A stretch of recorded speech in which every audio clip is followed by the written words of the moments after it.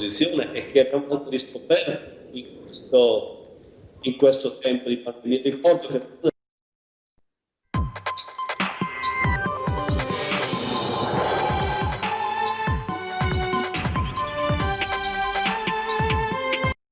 di seguire un po' quello che sono gli eventi del Santo. Attualmente sono già più di 10.000 le persone che in pochi giorni si sono iscritte a questo sito per poter partecipare agli social agli eventi del Santo. Allora Padre Oliviero, questo dimostra ancora di più la necessità di aprire queste basiliche, queste chiese ai giovani, perché non dobbiamo sempre incolpare la Movida, ma cosa offriamo in alternativa? A cavallo tra i comuni di Treviso e Casier sia in corso una rivolta all'interno della caserma Serena a far scoppiare la miccia la notizia di un presunto caso sospetto di Covid tra gli operatori che operano all'interno della struttura. Caso sospetto perché non vi è ancora la conferma che si tratti effettivamente di un caso di coronavirus, ma questo è bastato per far esplodere appunto la rivolta dei richiedenti asilo ospitati nella struttura. Ma ci spiega esattamente che cosa sta succedendo in diretta proprio di fronte alla caserma Serena il nostro Lucio Zanato. Buongiorno Lucio. Buongiorno Francesca, buongiorno ai telespettatori di Antenna 3. Sì, vi sto parlando in realtà non proprio davanti, perché davanti è praticamente impossibile stare, in quanto come vedete alle mie spalle ci sono i mezzi della Celere ed è sostanzialmente tutta l'area blindata. Perché? Perché da questa mattina i 330 ospiti della Serena sono sostanzialmente in rivolta, ovvero non fanno più entrare nessuno, non vogliono che arrivi personale sanitario. Cosa è successo? L'hai anticipato tu, pare che un responsabile, un mediatore, c'è chi dice un mediatore culturale, comunque una persona che appartiene ai servizi all'interno della Serena abbia accusato dei sintomi che potrebbero ricondurre al coronavirus, e proprio per questo intanto è stato preso in carico dall'unità sanitaria locale, ma soprattutto ha fatto scattare nel sindaco di Casier la richiesta di tamponi a tutte le persone presenti all'interno della struttura. 330 richiedenti asilo, lo ricordiamo. Probabilmente una comunicazione non completa, probabilmente la paura di dover fare una quarantena all'interno della Serena ha fatto scattare la rivolta, con il risultato che da questa mattina appunto non fanno più entrare nessuno, ci sono stati veramente attimi di tensione, è stato richiesto l'arrivo della Celere, sul posto sono arrivati i due sindaci, sia il sindaco di Casier sia il sindaco di Treviso, e insomma si è cercato attraverso il vicario della questione di Treviso una difficile mediazione che è tuttora in corso. Lucio, stiamo tutto vedendo questo le immagini. perché molti... Sì, stiamo vedendo proprio le immagini sì, che tu ci hai girato pochi minuti nel fa. momento in cui... Esatto, quelli sono i momenti forse di maggiore tensione, quando anche il sindaco Mario Conte ha cercato un dialogo con i rivoltosi. Tra l'altro all'interno della caserma ci sono sostanzialmente due fazioni, una fazione che ha capito l'importanza di fare i tamponi, quindi l'importanza di superare un possibile contagio all'interno, e chi invece non ha ancora capito, quindi non vuole e sta continuando a presidiare il cancello d'entrata. Nelle immagini vedrete anche proprio queste due fazioni che vengono a contatto tra di loro nel tentativo di trovare una mediazione. Ed è una mediazione quella che stanno cercando di portare avanti con molta difficoltà le forze dell'ordine, i sindaci, insomma tutta la società civile che sta attorno alla caserma Serena. Cosa dicono appunto i richiedenti asilo? Molti hanno paura che con la quarantena perdano quel lavoro che molti sono riusciti a trovare. Dicono, ho sentito personalmente proprio tra gli slogan, ci sono molte persone che qui non lavorano, che non hanno un'idea di un loro futuro. Chi invece si sta con difficoltà creando un proprio futuro ma non ha ancora un luogo dove vivere, non può rimanere qui dentro, perché altrimenti perde il lavoro, quindi perde l'unica chance di riscatto che loro contano di avere nel breve periodo. Qui la situazione, poi tra l'altro bisogna dire che come sempre tutto si carica di tensione, cioè ci sono delle fasi alterne. Questa mattina con la presenza delle volanti della polizia locale, dei carabinieri, ieri la mediazione appunto del vicario, la situazione si era un po' parzialmente calmata. All'arrivo dell'ambulanza che ha preso in carico appunto la persona si sospetta di contagio, si è di nuovo infiammato, diciamo così, si è di nuovo innalzata la tensione all'interno, per poi ricalmarsi, salvo poi riaccendersi quando sono arrivati i 3 mezzi della Celere. Tutto questo ovviamente ha creato, come abbiamo visto nelle immagini, situazioni al limite quasi del contatto, ma non c'è stato. Bisogna dire che c'è stata molta freddezza da parte delle forze dell'ordine a tenere diciamo così, sotto controllo la situazione senza calcare la mano, cercando in ogni modo il dialogo con le persone, con quelli che potremmo dire i manifestanti, perché parlare realmente di una rivolta con azioni di devastazione all'interno non si può dire, però sicuramente con i manifestanti, e tutto questo sta tenendo sotto controllo questa situazione. Le ultime notizie dicono che pare si sia raggiunta una sorta di mediazione con la quale nel pomeriggio si dovrebbe procedere a una prima serie di tamponi nel personale. Certo è, e queste sono voci naturalmente di corridoio che cercheremo di cui cercheremo di avere conferma, nei giorni scorsi, ieri sera ci deve essere stata anche una sorta di festa, comunque di momenti di contatto, mettiamola così, è tutto da verificare, queste sono le voci, le indiscrezioni, e questo potrebbe far sì che la persona già potenzialmente positiva al virus possa aver in qualche maniera intaccato anche altre persone, e quindi questo porterebbe inevitabilmente a una sorta di quarantena dell'intera struttura. Ecco perché tutto questo, come dire, avrà anche tempi lunghi per quanto riguarda la gestione proprio della situazione all'interno. Un lato positivo, come vedete, è la riapertura della strada. Fino a 5 minuti fa, poco prima della diretta, era completamente sbarrata a qualsiasi passaggio.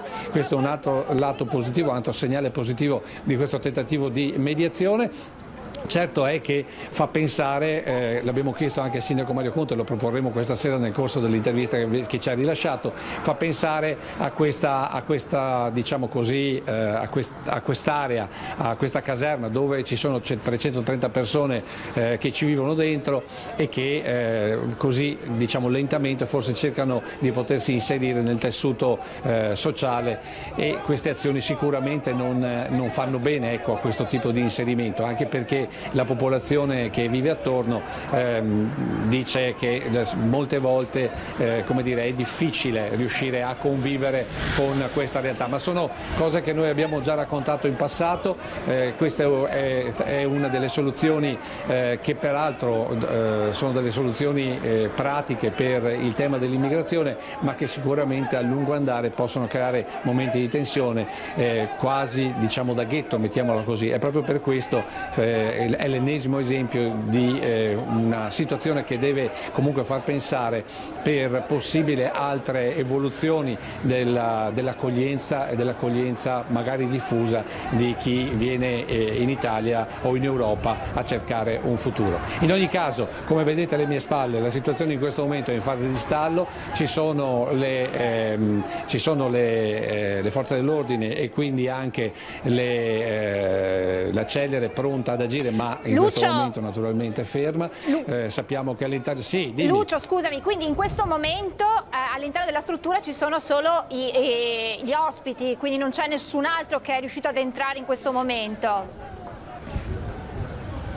No, ci sono gli ospiti, ci dovrebbe essere qualche mediatore culturale che loro riconoscono, ma all'interno di altro personale non c'è sostanzialmente nessuno, proprio perché loro hanno paura che una volta aperti i cancelli si proceda a questo tipo di tamponi, si metta tutto in quarantena e loro siano costretti a stare 14 giorni all'interno della caserma, 330 persone, oggettivamente qualche difficoltà potrebbero, come dire, crearla. Ecco perché appunto si cerca di trovare una mediazione facendo i tamponi e magari creando, probabilmente si creeranno delle aree, quindi un'area dove chi può essere, diciamo, un po' più, come dire, potrebbe avere qualche problema di possibile contagio, magari non all'interno della Serena, verrà spostato. In ogni caso qui, come ha detto il sindaco di Casier, bisogna fare chiarezza, perché lo chiedono i cittadini, le persone come dire, che vivono all'interno della Serena passano, girano, si muovono sia a Treviso che ad Ossone e non solo.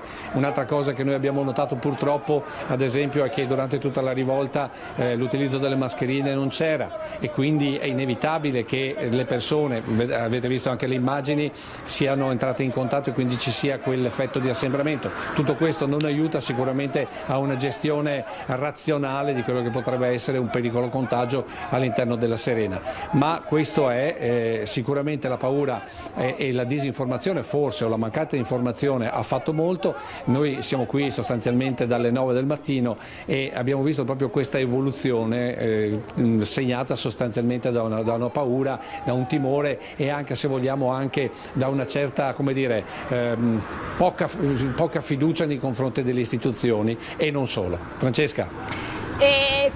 Che previsioni ci sono? Cioè, che cosa potrebbe accadere, se è possibile fare delle previsioni da qui ai prossimi minuti, alle prossime ore? Tu hai parlato che sarebbe stata raggiunta in qualche modo una mediazione, quindi potrebbero già iniziare questi tamponi nel pomeriggio, però tu hai parlato, se non ho capito male, di tamponi intanto agli operatori, quindi non agli ospiti. Guarda, allora, per quanto riguarda il tema dei tamponi, è la mediazione che stanno cercando di raggiungere con molta fatica. Abbiamo visto il personale sanitario dell'ULSL che proprio per allentare la tensione se ne è sostanzialmente andato, quindi probabilmente proprio il tema dei tamponi viene ripreso con molta delicatezza e, stando appunto a alcune fonti, dovrebbero iniziare nel pomeriggio. Che comincino con gli operatori, che comincino direttamente con magari la parte degli ospiti che ha accettato, che ha capito l'importanza di sottoporsi a questo esame, questo ancora non te lo so dire onestamente. Presumo che comunque la mediazione valga per tutti, perché sicuramente dopo i momenti di contatto anche di oggi è impensabile che vengano fatti i tamponi solamente al personale. Sono molto più convinto che come dire, la mediazione valga per tutta la struttura della Serena, magari a blocchi, perché sicuramente non riusciranno a farli tutti nello stesso giorno, ma diciamo un po' sullo stile che abbiamo visto al Palaverde, quindi un'area di stazionamento, tamponi molto veloci per tutti quanti, gestione veloce delle risultanze, quindi di conseguenza anche individuazione di possibili positivi o positivi asintomatici o addirittura positivi veri, insomma. Quindi ripeto, è una situazione in evoluzione sia per quanto riguarda l'ordine pubblico sia per quanto riguarda diciamo così, la sicurezza sanitaria. L'importante è che queste persone capiscano che è per il loro bene e per il bene anche di tutta la comunità. Sottoporsi a un tampone non significa sicuramente venire segregati, sottoporsi a un tampone significa anche avere la sicurezza di poter tornare magari alla propria occupazione in tempi certi, sicuramente molto più brevi se uno risulta negativo rispetto a quello che può essere ad esempio un periodo di quarantena che peraltro pare appunto non abbia fatto l'operatore che è rientrato dall'estero, perché l'operatore, il risultato pare positivo comunque, che accusava dei sintomi molto simili a quelli da infezione da coronavirus, pare sia rientrato nei giorni scorsi, se non addirittura ieri, dal Pakistan, ma anche questo va confermato. In ogni caso risultato con diciamo così, dei segnali estremamente preoccupanti e proprio per questo sicuramente isolato, sicuramente controllato. Ecco, sentite all'interno, continua, non so se sentite il sottofondo, ma continua la protesta e quindi, ripeto, la situazione è ancora in evoluzione.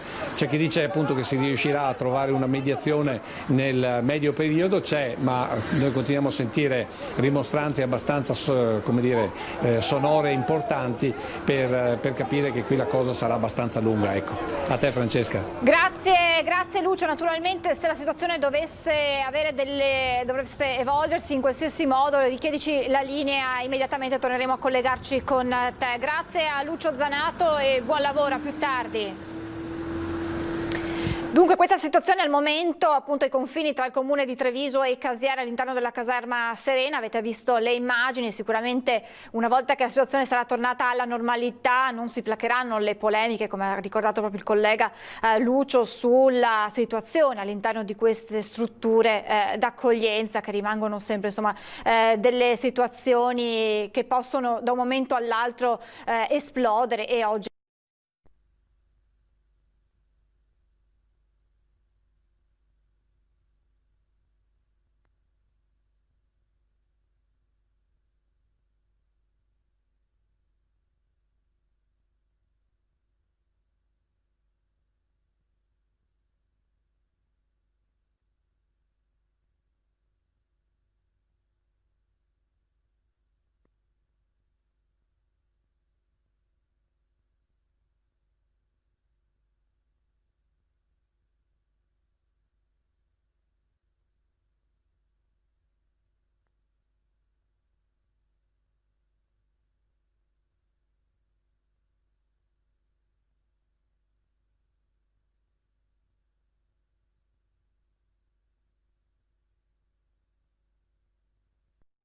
un matrimonio a Bologna, uno degli invitati era positivo.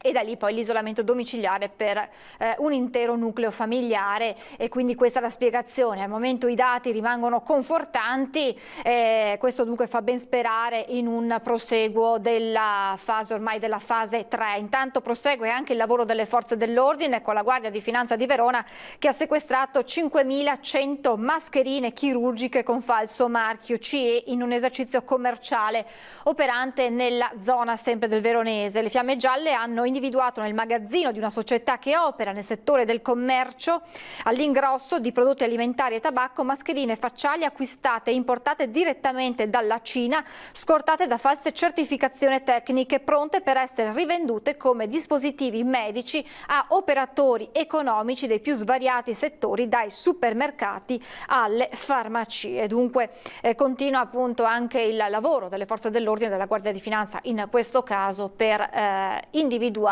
dispositivi che non siano a norma, che quindi invece di proteggerci rischiano appunto di metterci in pericolo e di metterci a contatto con il virus, che lo ricordiamo, il fatto di questi 20 soggetti in isolamento domiciliare non positivi ma comunque per precauzione in quarantena fiduciaria dimostra come il virus ci sia e sia pronto a colpire. Quindi è fondamentale anche il monito che è arrivato ieri dalla dottoressa Cattelan delle malattie infettive, ospite appunto alla conferenza stampa del governatore Zaia, che ha detto questi dati che ci fanno ben sperare non devono però farci abbassare la guardia. E poi si parla di una seconda ondata, tra l'altro ieri l'Ocse ha parlato di un'eventuale seconda ondata che potrebbe far precipitare il PIL italiano anche di 14 punti percentuali, quindi un meno 14% nel caso appunto ritorni. Questo è l'allarme dell'Ocse.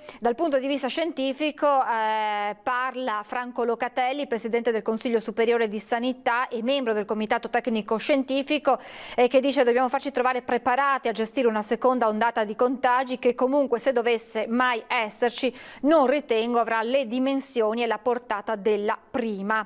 Prevedere se e quando ci sarà una seconda ondata, ha aggiunto Locatelli, è un esercizio da indovino piuttosto che da scienziati, ma è possibile che con il ritorno dei mesi più freddi nel tardo autunno-inverno ci possa essere una ripresa, perché il virus circola ancora in molti paesi del mondo, come vediamo dai dati di America Latina e India. Sicuramente la comunità scientifica sarà pronta perlomeno ad affrontare dalla preparazione, dall'esperienza maturata in questi difficili mesi nei corridoi, nei reparti degli ospedali.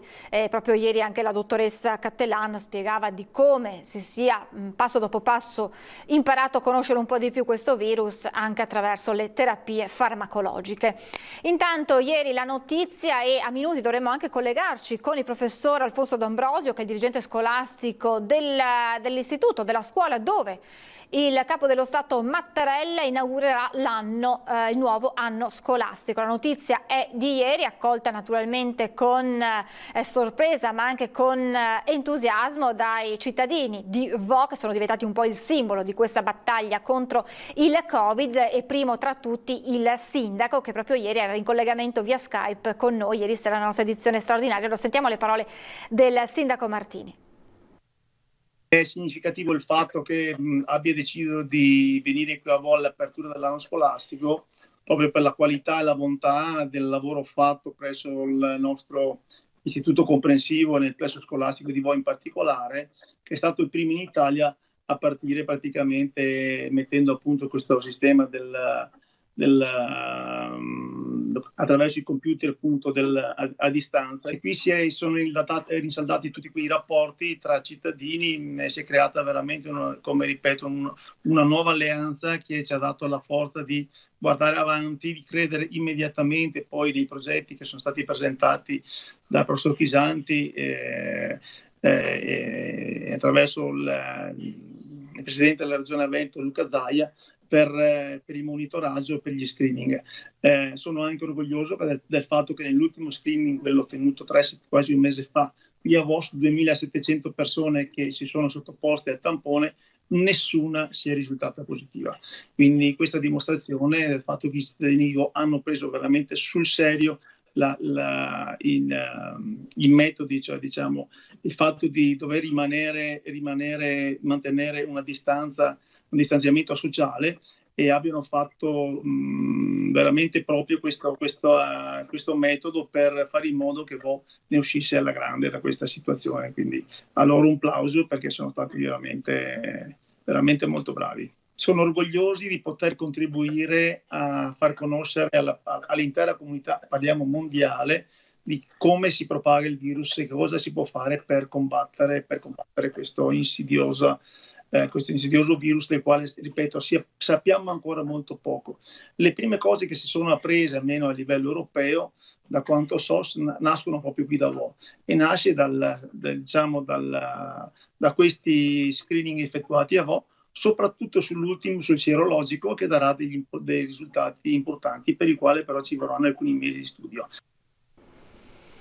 Queste dunque le parole del sindaco di Vo, e adesso dovremmo avere in collegamento Skype chi ospiterà direttamente il capo dello Stato, Sergio Mattarella, a settembre, anche se non c'è ancora una data dell'inizio dell'anno scolastico, ovvero il dirigente scolastico dell'Istituto Comprensivo Lozzo Testino di Vo, il professor Alfonso D'Ambrosio. Buongiorno professore, grazie per essere con noi. Buongiorno a tutti, grazie a voi.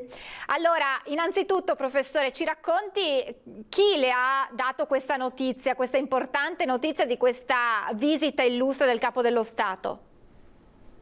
Sì, allora io ricevo la telefonata da parte del Ministero dell'Istruzione l'altro ieri. Credo siamo stati appunto i primi ad essere stati avvisati, anche perché la cerimonia di apertura dell'anno scolastico, che solitamente insomma si fa anche al Ministero dell'Istruzione, partecipa a questa cerimonia il Capo dello Stato solo in alcune occasioni particolari, ad esempio è stato a Scampia, è stato a Palermo e sarà anche a Vo. Io dico, insomma, mi permetto di dire per due motivi. Il primo sicuramente per la grande resilienza dei nostri concittadini, dico nostri perché la nostra comunità è allargata su tutti i colli padovani, a Cinto, Vo e Lozzo Testino, e due anche per la grande differenza, educativo che ha fatto la nostra. Abbiamo un problema con il collegamento con il professor D'Ambrosio, forse siamo riusciti a ripristinarlo, proviamo a ricollegarci professore, prego. Scusate, dicevo, è la grande differenza anche e sono stati i valori educativi insomma che abbiamo portato avanti. Noi siamo rimasti scuola, non ci siamo ingabbiati in qualcos'altro, siamo stati i primi in Italia ad avviare la didattica a distanza già dal 22 febbraio, siamo stati i primi, gli unici a simulare l'esame conclusivo del terzo ciclo, l'esame di terza media. Abbiamo addirittura anche ultimamente stabilito un contatto con una scuola di New York dei piccoli studenti di 12-13 anni che vivono, insomma, adesso sono in una situazione ancora insomma, all'apice della crisi sanitaria. Lo faremo, accoglieremo il Presidente, tra l'altro ringrazio anche la Ministra dell'Istruzione Lucia Azzolina che sarà presente anche lei, lo accoglieremo in una veste completamente nuova. Fondamentalmente vogliamo restituire ai nostri cittadini, ma anche all'Italia intera, l'atrio di Vo, che è stato il simbolo insomma, del Covid-19 nel nostro Paese, e lo riempiremo di voci e cori dei nostri bambini, ma soprattutto di arredi assolutamente nuovi, sia anche per ripensare il rientro. Avete già pensato a come accoglierete il Presidente Mattarella? Il Sindaco ieri ci diceva abbiamo tutta l'estate davanti per pensarci, anche perché diceva giustamente abbiamo affrontato 3 prove difficili, insomma Vo è stato più di ogni altra parte d'Italia colpito, è stato proprio il primo focolaio, il primo ad aver visto la chiusura del proprio territorio, quindi il primo ad aver provato direttamente che cosa significa essere zona rossa, e quindi diceva insomma dobbiamo riprenderci da questo periodo difficile, però stiamo già pensando e sarà una grande festa, abbiamo parlato di fuochi d'artificio. Avete già un'idea del programma, di come accoglierete il Capo dello Stato per dimostrare ancora che cos'è la comunità di Vo? Allora sì, per quanto riguarda la gestione insomma, dell'accoglienza, sicuramente in capo al cerimoniere del Presidente della Repubblica. Noi adesso nei prossimi mesi pianificheremo anche sia col Ministero dell'Istruzione sia con la segreteria del Presidente, insomma, come accoglierlo. In realtà noi lo accoglieremo come scuola, quindi sicuramente porteremo l'esperienza dei docenti, degli amministrativi, dei genitori e soprattutto dei bambini e delle nostre bambine che condivideranno le loro esperienze. Alcune sono davvero molto importanti, io oserei dire anche toccanti, perché ad esempio noi abbiamo avuto un'intera famiglia, un bambino di 3 e 9 anni, in realtà è andato un po' su tutti i giornali del mondo, positivi, insomma, quindi i nostri bambini sicuramente hanno bisogno, io dico in questo momento, di un dispenser emotivo, un dispenser emozionale. Dobbiamo restituire loro l'idea importante di una scuola che si prende cura, che è accanto a loro, e questo è quello che noi daremo al nostro Presidente. Daremo dei valori alti che parlano di inclusione, di cura, di emozioni e di sorrisi, e lo facciamo insieme ai nostri studenti. Come sono stati questi mesi, professore? Come ha visto reagire la comunità di Vo e soprattutto i vostri studenti, che sono stati i primi, insomma, a subire questa situazione e ad aver comunque reagito, perché anche i bambini, ricordiamolo, che sono stati tra i primi a sottoporsi a tutti i vari screening a cui la comunità di Vo è stata sottoposta per uno studio a livello internazionale? Allora sì, noi sicuramente, diciamo, all'inizio c'è stato un momento di grossa confusione, forse direi, ma perché non era molto chiaro, insomma, cosa sarebbe accaduto dopo. Noi, infatti, non è un caso che noi abbiamo messo in moto una macchina didattica a distanza, la piattaforma, tutta una serie di attività che all'inizio potevano sembrare forse troppo importanti, un dispendio di energia enorme, ma in realtà noi avevamo pianificato tutto pensando, insomma, di poter andare avanti per 3 mesi. I bambini, insomma, i bambini sono bambini, no? Quindi hanno bisogno soprattutto di sentirsi rassicurati. Noi l'abbiamo fatto cercando, diciamo, di non portare online la didattica in presenza, ma ricostruendo una didattica assolutamente nuova. E in realtà la segreteria, le dico la verità, anche se noi abbiamo virtualizzato la segreteria, e anche per quanto mi riguarda, insomma, non si è mai fermata. Io venivo a scuola un giorno sì, un giorno no, anche aprendo da solo, insomma, il mio ufficio per attività indifferibili in presenza, insomma, quindi come dire, tutta una parte della scuola c'è sempre stata, e il grosso, poi il resto, insomma, noi ci sono mancati i nostri studenti, gli insegnanti hanno lavorato online, però dai nostri questionari abbiamo portato avanti una massiccia attività anche di valutazione, di qualità. Emerge che il 92% delle nostre famiglie reputa l'azione della scuola più che sufficiente, e ad aprile, ecco un dato importante, noi abbiamo lanciato l'hashtag esclusione zero, grazie al Ministero e grazie anche alle Nuova Italia e alcune aziende del territorio. Ad esempio noi abbiamo dato in comodato d'uso gratuito dispositivi quali tablet e PC a tutti i nostri studenti che hanno fatto richiesta, quindi tutti erano connessi dall'infanzia fino alla secondaria di primo grado, e in alcuni casi abbiamo anche pagato il canone per la connettività, insomma, quindi per la connessione alla rete. E questo è un dato importante. Tra l'altro avete anche fatto, se non sbaglio, mi corregga se dico una cosa inesatta, ha fatto anche una simulazione di prova d'esame per i ragazzi di terza media.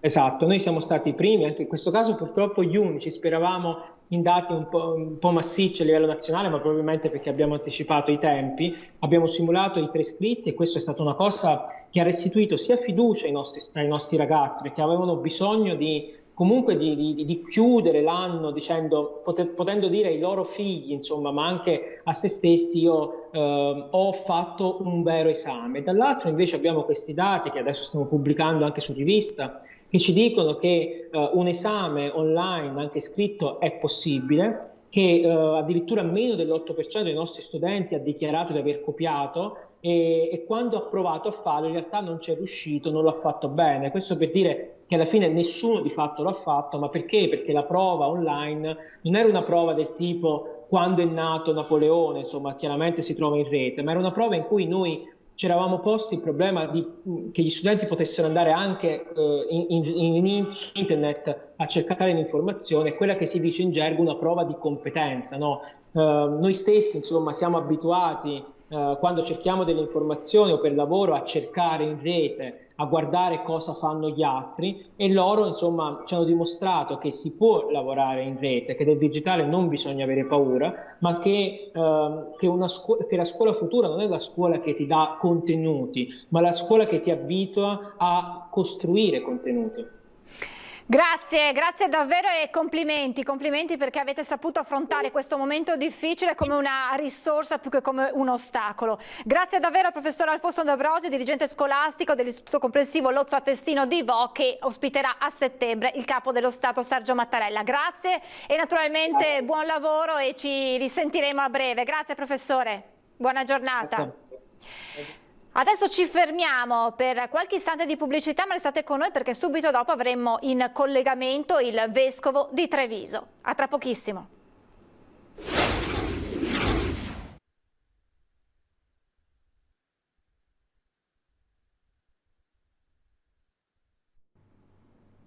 Rieccoci in diretta con la nostra edizione straordinaria. Tra pochi minuti andremo a Marghera con il governatore Zaia, ma adesso vado subito a collegarmi ed è davvero un piacere, lo ringraziamo per la disponibilità, con Monsignor Michele Tomasi, vescovo di Treviso. Buongiorno e grazie davvero per essere con noi.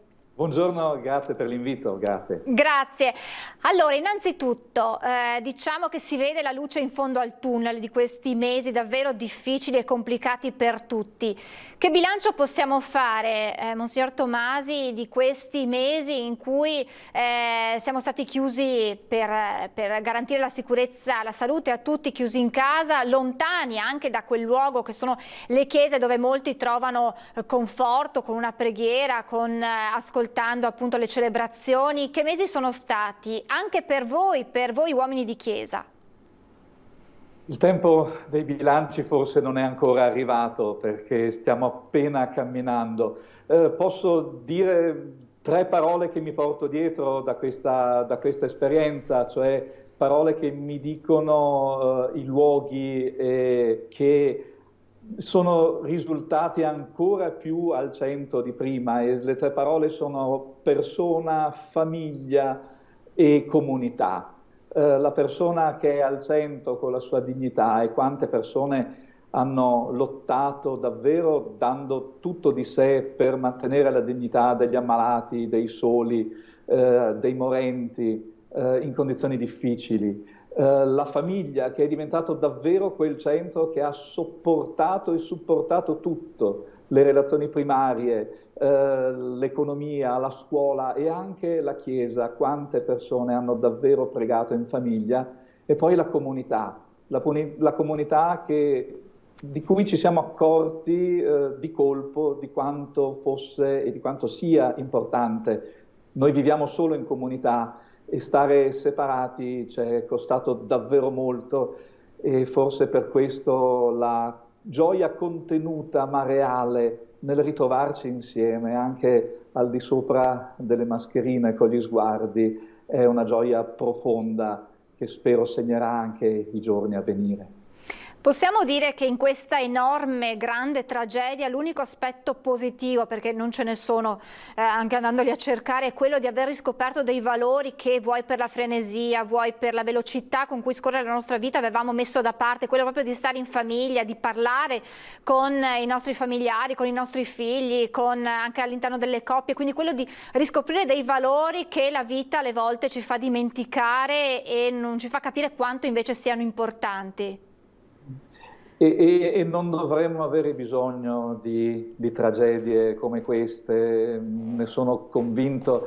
Dovremmo portare con noi una lezione, dovremmo lasciare da parte la paura e continuare a credere nell'umanità, credere nella bontà dell'umanità, credere nelle risorse che abbiamo, e credere sul fatto che da soli davvero non facciamo niente. Noi siamo sociali, abbiamo bisogno sempre di più di diventare un popolo.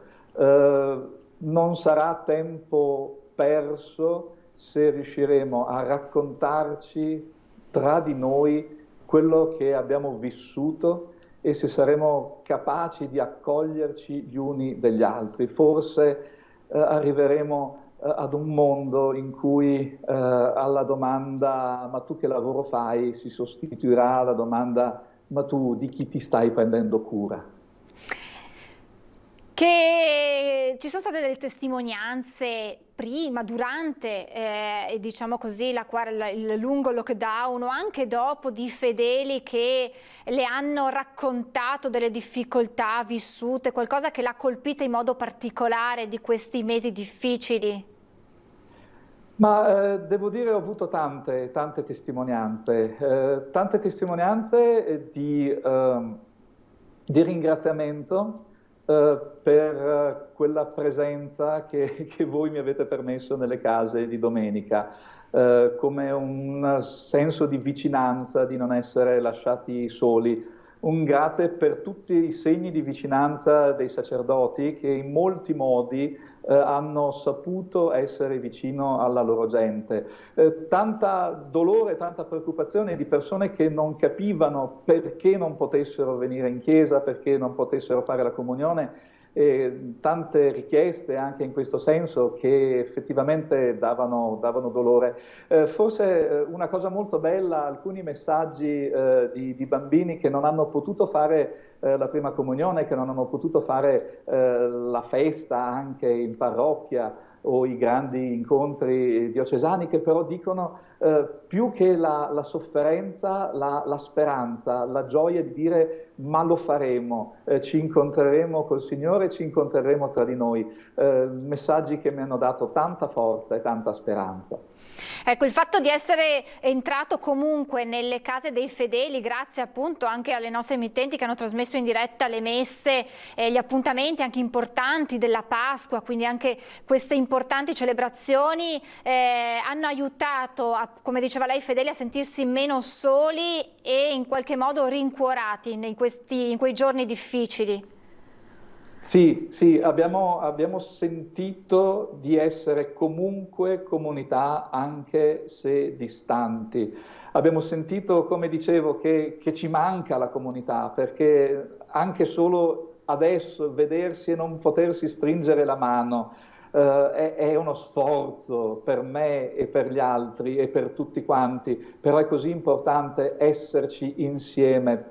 Ma abbiamo scoperto che dobbiamo fare di tutto per mantenere i legami tra di noi e non ci sarà nulla di quello che abbiamo imparato in questo periodo che sarà stato invano se lo useremo per tornare ad incontrarci, a essere insieme, davvero ad essere un popolo. Com'è questa fase 2? Ormai si parla di fase 2 in tanti campi. E com'è questa fase 2 per la comunità e per le famiglie? Questa ripartenza, questo rimpossessarsi di una sorta di normalità che tanto era mancata nei 3 mesi di lockdown? È il senso un po' di una normalità non molto normale. È un po' la sospensione. In un romanzo c'è un personaggio che dopo essere stato a letto per una lunga malattia un mattino si sveglia, scopre inaspettatamente di star bene e che il giorno è ancora pieno di promesse, così dice questa pagina. Ecco, noi forse ci troviamo un po' così, troviamo che possiamo ancora ricominciare, possiamo incontrarci. C'è la presenza dei protocolli, questa parola magica che determina tutte le nostre scelte. Vorremmo ripartire già programmando, facciamo fatica, ma io spero che tutti riusciamo a cogliere le occasioni che ci vengono date di incontrarci e di ricominciare un cammino insieme. Credo che la parola d'ordine in questo momento, almeno per me e per la Chiesa, è speranza. Speranza di poter riscoprire ciò che ci è mancato e magari di andare un passo più in profondità, scoprire anche quanto erano belle tante manifestazioni che ancora non possiamo avere e quanto è importante trovare ragioni per volersi bene. Gli ottimisti dicono che questa tragedia farà cambiare le persone, le farà migliorare. I pessimisti dicono invece che assolutamente non servirà a nulla, si resterà chiusi nella propria casa, non ci sarà altruismo, insomma non servirà a far migliorare le persone. Lei come vede questa prova a cui tutti siamo stati sottoposti? Un'occasione? Io sono convinto che non c'è nulla di automatico, ma tutto dipende da noi. Dipende davvero da noi. E io ho molta fiducia in quanto c'è di buono nelle persone, in tante persone che ho incontrato anche da quando sono qui a Treviso e con tutti quelli con cui ho potuto mantenere contatti in questo periodo. Ce la possiamo fare, possiamo imparare qualche cosa e possiamo diventare persone che si prendono cura di se stessi, degli altri, della società, della natura e dell'ambiente. La tradizione cristiana ha una parola che forse è un po' spiacevole o che non piace così tanto, ma è conversione. Ritorniamo a girarci un attimo indietro e scopriremo che abbiamo incontrato qualcosa di importante. Io dico in questo periodo anche di Pasqua abbiamo incontrato qualcuno di importante, il Signore Gesù Cristo che è qui con noi e ci aiuta per il bene di questo nostro tempo, di questa nostra terra, delle nostre persone. Non sono né ottimista né pessimista, ma ho tanta fiducia nelle persone e il Signore mi dona, e lo ringrazio, tanta speranza. Posso chiederle come ultima battuta l'emozione provata alla prima messa officiata dopo i mesi di chiusura, quando c'era una distanza dovuta tra lei e i fedeli, quando ha potuto rivedere le persone in chiesa, seppur distanti, seppur con anche una messa diversa, perché sappiamo che non può esserci il segno di pace, però comunque insomma di nuovo uno di fronte all'altro.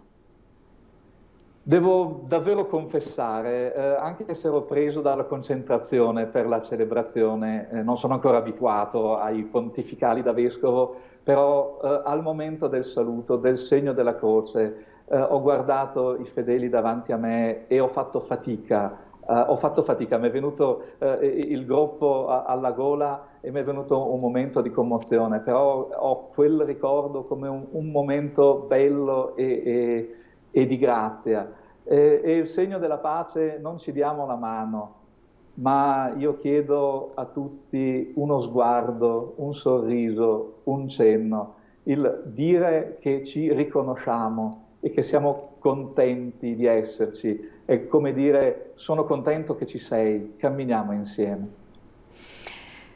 Come sarà l'ultima, davvero poi la lasciamo perché sappiamo che ha degli impegni, l'ultimissima, come saranno questi prossimi mesi? Come vedrà la ripresa della vita da parte delle persone?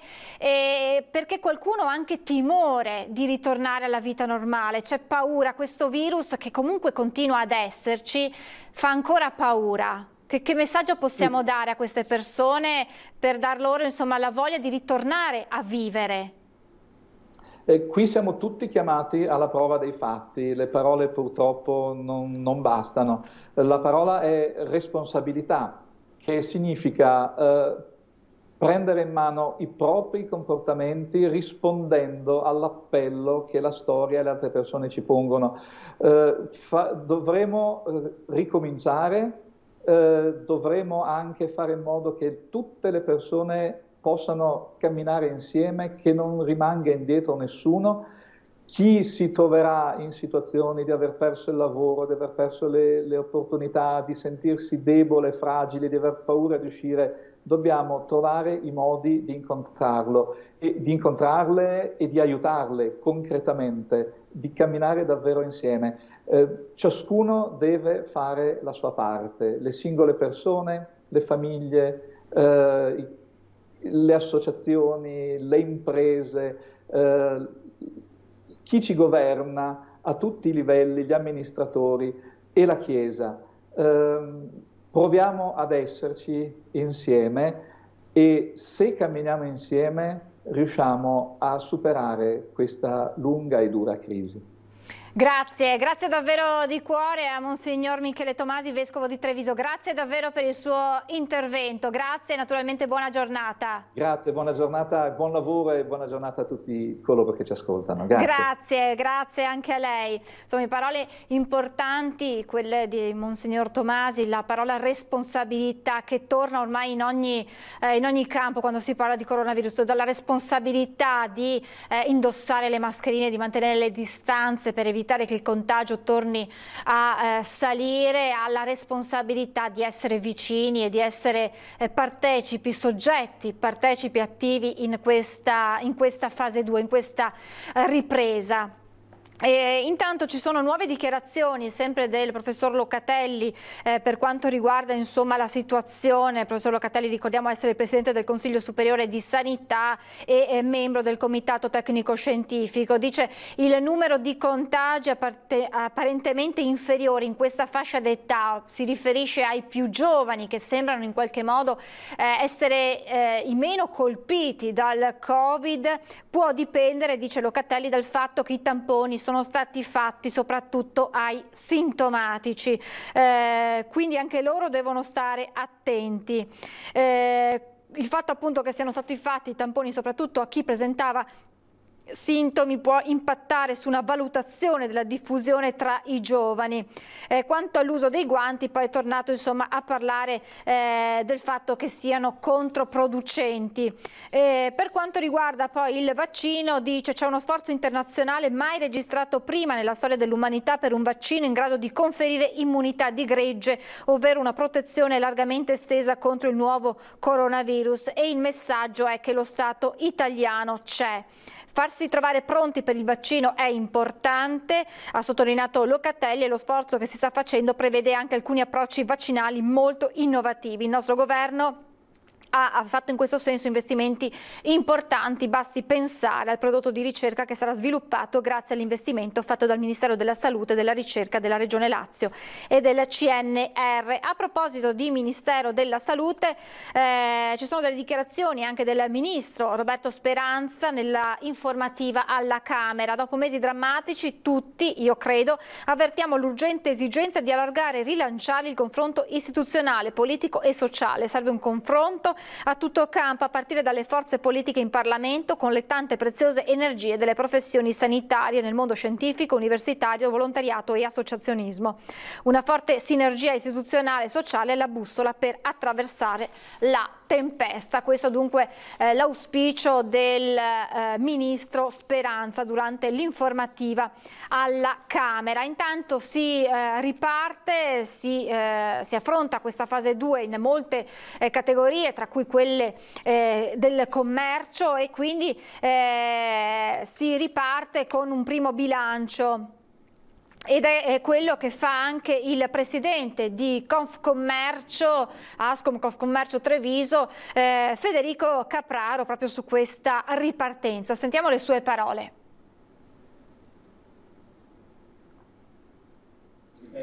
Il servizio è il servizio appunto del presidente Capraro sulla fase 2 nel commercio per quanto riguarda la marca trevigiana. Conte è chiamato, dopo gli sforzi fatti, a ripartire da zero, perché è un territorio da ripianificare e riprogrammare secondo logiche che sono saltate in un secondo e che vanno assolutamente riviste. Giudizio positivo del presidente di Confcommercio sui 2 anni di amministrazione della giunta guidata da Mario Conte, che ora è chiamata a governare Treviso nel difficile periodo della ripartenza post-epidemia, una città che secondo i commercianti deve tornare ad avere un ruolo di guida. Non è solo una città da bere, come l'ho definita, ma è una città da vivere, con la responsabilità di essere il capoluogo di una provincia e quindi di doversi mettere a traino, a locomotiva di un territorio più esteso, quindi di una grande Treviso. I dati elaborati da Confcommercio fotografano chiaramente la situazione. Abbiamo la quasi totalità degli esercizi commerciali riaperta, quasi tutti i bar aperti, mentre per la ristorazione mancano ancora all'appello a una serie di realtà, quelle ovviamente sulle quali questi vincoli incidono maggiormente. C'è poi un 20% di attività che non ha riaperto. Tra quelli che non hanno riaperto ci sono anche, i dati che abbiamo lo dicono, delle prossime chiusure, cioè delle non riaperture che si trasformano in chiusure. Nel settore del turismo, per gli alberghi, la percentuale di aperture supera il 50%. Noi crediamo che nel mese di giugno questa percentuale vada ad aumentare. C'è un 25% che ha già dichiarato che riaprirà a settembre. Manca però lo slancio dei consumi. Al momento i trevigiani sono molto titubanti per quanto riguarda gli acquisti che ad oggi, secondo i dati di Confcommercio, sono limitati solo ai beni necessari. Dunque questo è il punto, il bilancio al momento per quanto riguarda la ripresa del commercio. Sappiamo che domani inizieranno gli Stati Generali dell'Economia voluti dal Premier Giuseppe Conte per incontrare, si dovrebbe iniziare proprio domani con le opposizioni e poi i vari ministri e poi le categorie e i sindacati, questo per fare il punto e studiare delle strategie comuni per rilanciare il Paese dopo questi difficili mesi di lockdown e quindi farlo ripartire evitando che ci siano delle ripercussioni ancora più forti dal punto di vista appunto economico. Ci sono ancora dei settori, sappiamo, che devono ripartire, altri che stanno ripartendo con non poche difficoltà, dunque insomma non è sufficiente riaprire per mettere da parte e archiviare il periodo difficile, ma appunto da più parti arriva l'appello al governo di prevedere ulteriori fondi, ulteriori risorse da mettere a disposizione del mondo economico e imprenditoriale, perché i danni causati dal lungo lockdown sono pesanti e rischiano di farsi sentire anche nei prossimi mesi. Naturalmente tra tutti c'è il settore del turismo che cerca non senza fatica di ripartire. Stiamo aspettando, ormai sono le 12:29, questione di pochi secondi e poi arriverà il governatore Zaia, sentiremo da lui le ultime novità e anche insomma su quelli che sono i temi d'attualità in questi giorni. Vedremo se si tornerà anche a parlare della questione elezioni regionali, perché proprio ieri il governatore spiegava come la regione sia in questo momento bloccata nel definire la data di avvio dell'anno scolastico, proprio in attesa di capire quando verrà fissata la data delle elezioni regionali, perché laddove dovesse essere confermata quella del 20 settembre si dovrà fare tutta una serie di ragionamenti, se far partire la scuola i primi di settembre, poi mantenendo chiusi gli istituti per consentire tutte le operazioni di sanificazione prima e dopo le elezioni, tenendo conto che poi ci saranno anche i ballottaggi che prevederanno dunque ulteriori chiusure, o se farla partire da ottobre e eventualmente recuperare il tempo perso a febbraio, quindi nella settimana delle vacanze di carnevale. Questo però provocando molto probabilmente la reazione del turismo invernale, che si vedrebbe privato di un'importante fetta temporale, diciamo così, per vedere famiglie andare in vacanza appunto per la classica settimana bianca. Dunque sono molti i ragionamenti che si dovranno fare, ma fino a quando, spiegava il presidente Zaia, non vi sarà una data delle elezioni regionali, siamo anche noi bloccati, e quindi anche tutti quei ragionamenti che le scuole dovranno fare sulla ripresa, sulla riapertura, per mettere in pratica le misure di sicurezza, gli interventi, se effettivamente si dovrà mettere in pratica la misura del plexiglass, anche se insomma alcune scuole italiane hanno voluto sperimentare questo e non sembra apparire al momento efficace. Insomma si dovrà anche ragionare sugli interventi da fare, è quindi necessario capire e sapere una data. È arrivato il presidente Zaia, dunque possiamo andare a Marghera per tutte le novità di oggi. Ospite a sorpresa, dopo vi diremo tutto. Fidatevi che c'entra col Covid. Buongiorno a tutti, siamo puntuali? Sì, tutto a posto, bene. Sì, i giornalisti che non cambia mai, questo è il problema, che non sono a sorpresa. No, a parte le battute, grazie e buongiorno a tutti, un ringraziamento a voi per la presenza e ovviamente un saluto anche a tutti coloro che sono collegati. Passerei al bollettino e dopo introduco anche l'ospite e vedrete che avrà un sacco di roba da raccontare. Totale tamponi 780.786, sono 8.019 tamponi. Le persone in isolamento sono 873, meno 5 rispetto a ieri, comunque il dato sta scendendo vorticosamente. E il numero dei positivi sono 19.199 più 5.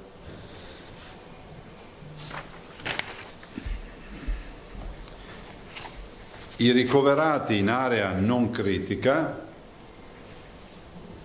sono 299, dei quali 52 Covid. Vi ricordo che noi avevamo siamo arrivati fino a quasi 2.200 persone contemporaneamente in ospedale. Oggi abbiamo poco più di un decimo. Terapie intensive calano ancora. Pensate che il dato del 4 maggio era 99, oggi siamo a 14, 0 positivi. Quindi fondamentalmente possiamo dire che le terapie intensive sono Covid free, perché non c'è più un paziente coronavirus in terapia intensiva in tutto il Veneto. Totale dei morti 1964 più 3.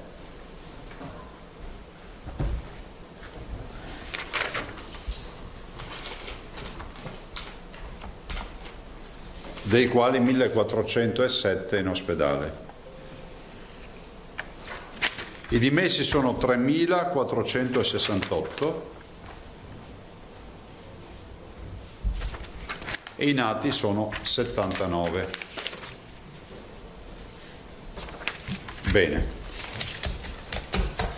Allora, 3-4 informazioni. La prima, che si è aperto un tavolo a livello nazionale per la partita del corso di medicina di Treviso. Sono già le convocazioni e cercheremo di trovare una soluzione. Noi non siamo guerrafondai su questa partita, abbiamo sempre detto che troviamo assurdo che si debba andare avanti la Corte Costituzionale per sancire un principio che a me sembra inviolabile e sembra anche buon senso, che è quello di dar corso a qualcosa che già esisteva a Treviso, ovvero il corso di laurea in medicina e chirurgia, che aveva già i primi anni attivati, che ha già 8 reparti clinicizzati, cioè 8 reparti dove abbiamo gli specializzandi, dove abbiamo docenti universitari e soprattutto un ospedale di 1000 posti letto che nel giro di 8 mesi, un anno, farla grande, sarà concluso e quindi è di fatto un ospedale universitario. C'è un mandato di impugnativa da parte del governo, noi cerchiamo di fare in modo che prima del 16 si trovi una soluzione e non si debba andare a discutere questa partita in tribunale, anche perché io penso che i tribunali abbiano ben altro da fare rispetto a questi temi. Dopo, alcune informazioni. Si è chiusa la gara per i vaccini. Abbiamo sostanzialmente aggiudicato 1.306.000 dosi, ampliabili fino a 1.567.000, quindi di base 1.300.000 dosi. Ovviamente vi ricordiamo che è raccomandato il vaccino, ma non c'è l'obbligatorietà in Veneto, questo è bene chiarirlo. Stiamo parlando ovviamente di coperture per gli over 60, stiamo parlando di operatori sanitari, di case di riposo, di un'offerta più amplia del vaccino antipneumococcico per le RSA e poi tutta una serie di indicazioni. Vi volevo dire questo perché siamo la prima regione in Italia che ha chiuso la partita con l'aggiudicazione. Questo ci permette di attivare un programma secondo il quale tutti, ovviamente con accesso volontario, chi volesse farsi il vaccino, ma sono tanti i veneti che si vaccinano, può ovviamente avere la tranquillità che i vaccini non arriveranno quando già l'autunno è iniziato, ma che abbiamo già chiuso questa partita. E non è una cosa da poco. Pensate a tutti gli anziani, a tutti coloro che comunemente fanno il vaccino. Quando saranno disponibili effettivamente? Ma prima dell'autunno, penso fine estate, si potranno già avviare le campagne di vaccinazione, quindi vuol dire fine agosto, primi di settembre. Sì, avendo oggi l'aggiudicazione fatta in tempi anticipati, riusciamo a portare a casa. Visto che siamo in domanda rapidissima, il valore dell'appalto e chi se l'ha aggiudicato? Beh, il valore io non lo so, quanto sarà stato? Boh. Non lo so, ma vediamo questi dati. Guarda, io ho una scheda rispetto al fatto che l'informazione che volevamo dare è che quella che si è chiusa tutta questa partita, si è chiusa anticipatamente, per questo noi è un bel obiettivo. E, vi dico anche 2 o 3 informazioni, secondo un sacco di bimbi che stanno scrivendo. E, intanto facciamo gli auguri a un signore che compie 100 anni oggi, che è Righetti Giuseppe di Verona, ci ha scritto, quindi 100 anni, e quindi lo ringraziamo. Poi c'è un po' di bimbi che ci hanno scritto, faccio vedere velocemente. Martina Hasa di 11 anni di Maser, che ci manda questo disegno. Poi c'è Benedetta Gatto di 10 anni di Cairano San Marco, che peraltro ci dice che ha dedicato tutti i soldi delle bomboniere, li ha girati al coronavirus, doveva fare la prima comunione, e quindi grazie. Linda di 5 anni di Mirano, eccolo qua, fatto questo, saranno tutti i disegni che andranno nelle mostre. Poi ce n'è un altro di Alvise Cimarosti, 6 anni di Mestre. Qui ci riportano anche, ci fanno consegna diretta bypassando anche le poste. Beh, ma qui c'è Benedetta, se non sbaglio, no? Eccola là, che ci ha portato direttamente il disegno. Questo è Alvise Cimarosti. E poi c'è un altro disegno che ci hanno portato, no, questo non l'avevo letto, Cristian Basso di 6 anni di Colcerasa. Cioè, uno serio. E Colceresa, scusate. E sono tutti lavoretti che poi andranno ovviamente nella mostra.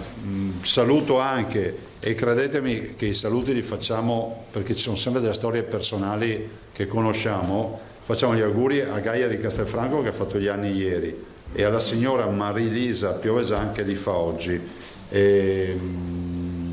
Io non aggiungerei altro, vi lascerei spazio per le domande, ma prima delle domande vi presento il nostro ospite. Il nostro ospite è il dottor Carlo Santucci. Il dottor Carlo Santucci è un medico laureato, abilitato, non specializzato. Poi vi ricordate che ci fu un sacco di dibattito a livello veneto quando noi decidemmo di assumere i famosi 500 medici non specializzati, e dissero: ma sti medici, cioè questi non sono. Qualcuno disse, mi assumo la responsabilità della citazione, disse, cioè metteranno in pericolo la sanità, al punto tale che il dottor Santucci, medico abilitato non specializzato, cioè si è fatto i 6 anni di medicina e chirurgia, si è fatto l'anno di abilitazione, ma non ha la specialità. Il 27 agosto del 2019, e poi ve lo racconterà lui, poi gli lascio la parola, in treno ha salvato la vita a una persona con 40 minuti di massaggio cardiaco. Oggi lavora per noi, è uno dei 500 medici assunti, ha fatto il contratto come medico Covid, lavora in un pronto soccorso a Campo San Piero, e quindi ho approfittato oggi, è venuto a incontrarmi, ho detto: ma perché non si ferma e racconta la sua esperienza? È una bella storia soprattutto del salvataggio della persona, di questa signora di 39 anni che sarebbe morta se non ci fosse stato il dottor Santucci, e dall'altro ovviamente anche tutto quello che è la sua esperienza in Veneto anche durante il periodo Covid. Passo le parole a voi e poi lasciamo la parola al dottor Santucci. Prego. Allora, Rosato sarà prenotato fin dagli albori della Andriolli, collega di Gente Veneta, la Federiva, niente. Prego. Buongiorno Presidente. Oggi la Fondazione GIMBE, che è una fondazione scientifica GIMBE di Milano, ha fatto un report, fa un monitoraggio settimanale. Questo report sostiene che Lombardia, Veneto e Campania hanno rallentato l'esecuzione dei tamponi, sostiene che l'hanno rallentata nell'ultima settimana in media di 2000 tamponi giornalieri e lascia intendere che questo rallentamento è funzionale alla tesi del rallentamento dei contagi, ovvero facciamo meno tamponi, troveremo meno contagi, la tesi del virus che si sta spegnendo risulterà rafforzata. Allora, nel merito si è proceduto a un calo effettivo dei tamponi nel Veneto? No, ma scusa, cioè quello che stai dicendo è esattamente quello che c'è scritto?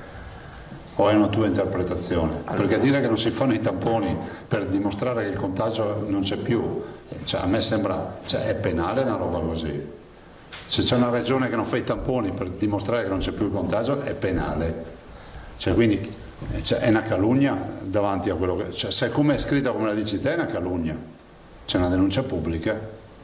Noi non abbiamo, la mia risposta è che comunque non abbiamo modificato minimamente il piano, punto. È sotto gli occhi di tutti, vedete che ogni giorno portiamo 11.000, 12.000 tamponi. Non so che dati abbiano visto questi. Allora, 3 righe letterali. Sì. L'attività di testing, afferma Nino Cartabellotta, presidente della Fondazione, finalizzata all'identificazione, alla tracciatura, all'isolamento, eccetera, continua a non essere una priorità per molte regioni. Purtroppo, nella gestione di questa fase dell'epidemia, in particolare dove la diffusione del virus non sembra dare tregua, la strategia delle 3T non è adeguata. Poi nei lanci d'agenzia si sostiene, per la verità non si fa riferimento diretto al Veneto, però si sostiene che in una serie di regioni i tamponi non si fanno quasi, ma anche nelle regioni pilota ci sarebbe stato un rallentamento. Ma scusa, se dicono del Veneto è penale, continuo a dire questo, noi abbiamo un piano di sanità pubblica che è applicato, se qualcuno ha notizia che qualcuno butta via i tamponi invece di farli ce lo dice. Ma siccome vedo che ogni giorno, per la trasparenza lo dico a voi, oggi sono 8.000 tamponi, ieri erano 13.000, mi ricordo i dati così, dire che Veneto non fa tamponi è gravissimo, ma da quel che ho capito non è che lo dice. Parla di 2.000 tamponi in meno. Per il Veneto. Ma sulla base di cosa? Ma scusa, noi abbiamo un piano di sanità pubblica che prevede, scusate, per capirci, ogni 10 giorni ai medici che sono in prima linea, la dottoressa Cattelan di ieri si fa ogni 10 giorni il tampone, ogni 20 giorni si fa a tutti i medici, ogni 20 giorni a tutti gli ospiti e le case di riposo, stiamo parlando e operatori, stiamo parlando di 60.000 sul blocco case di riposo, stiamo parlando di 60.000 nella sanità, in più si fanno i tamponi ad alcune categorie ed infine vi ricordo, ma all'inizio, che si fanno i tamponi al caso, al sintomatico per capire se ha il virus, ai suoi contatti stretti e all'ambito delle sue frequentazioni. Se nessuno ha più il virus è inevitabile che non si corre dietro con i tamponi a chi?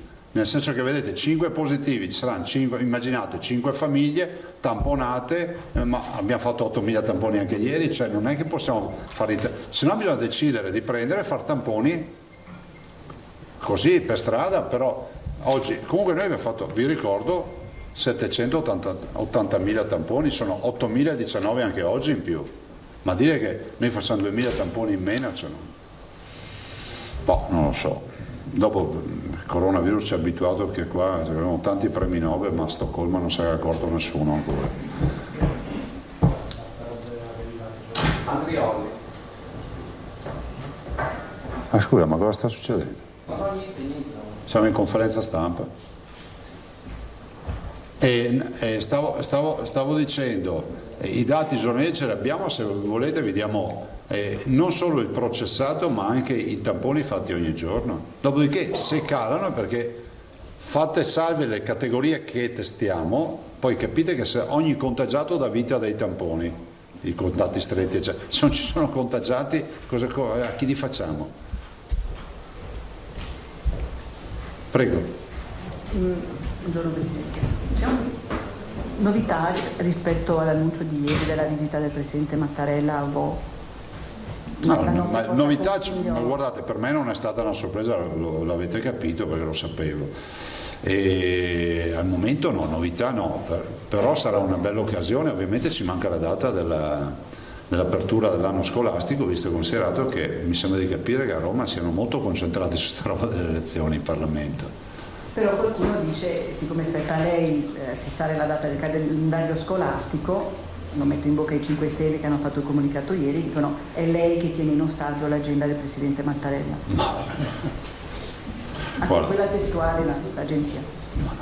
Guardate, non tengo in ostaggio niente, c'è un ottimo rapporto del Presidente, lo può confermare anche lui, ma figuratevi. E devo anche dire una cosa, che oggi non c'è la preoccupazione della data, anche perché la data la fisseremo, cioè il vero tema oggi è che da parte mia ho difficoltà a fissare la data non sapendo cosa faranno a Roma con le elezioni, e così tutti i miei colleghi che non avranno il Presidente del Mattarella il primo giorno, però all'inaugurazione dell'anno scolastico, ma hanno anche loro il problema comunque di incastrare la data con le elezioni.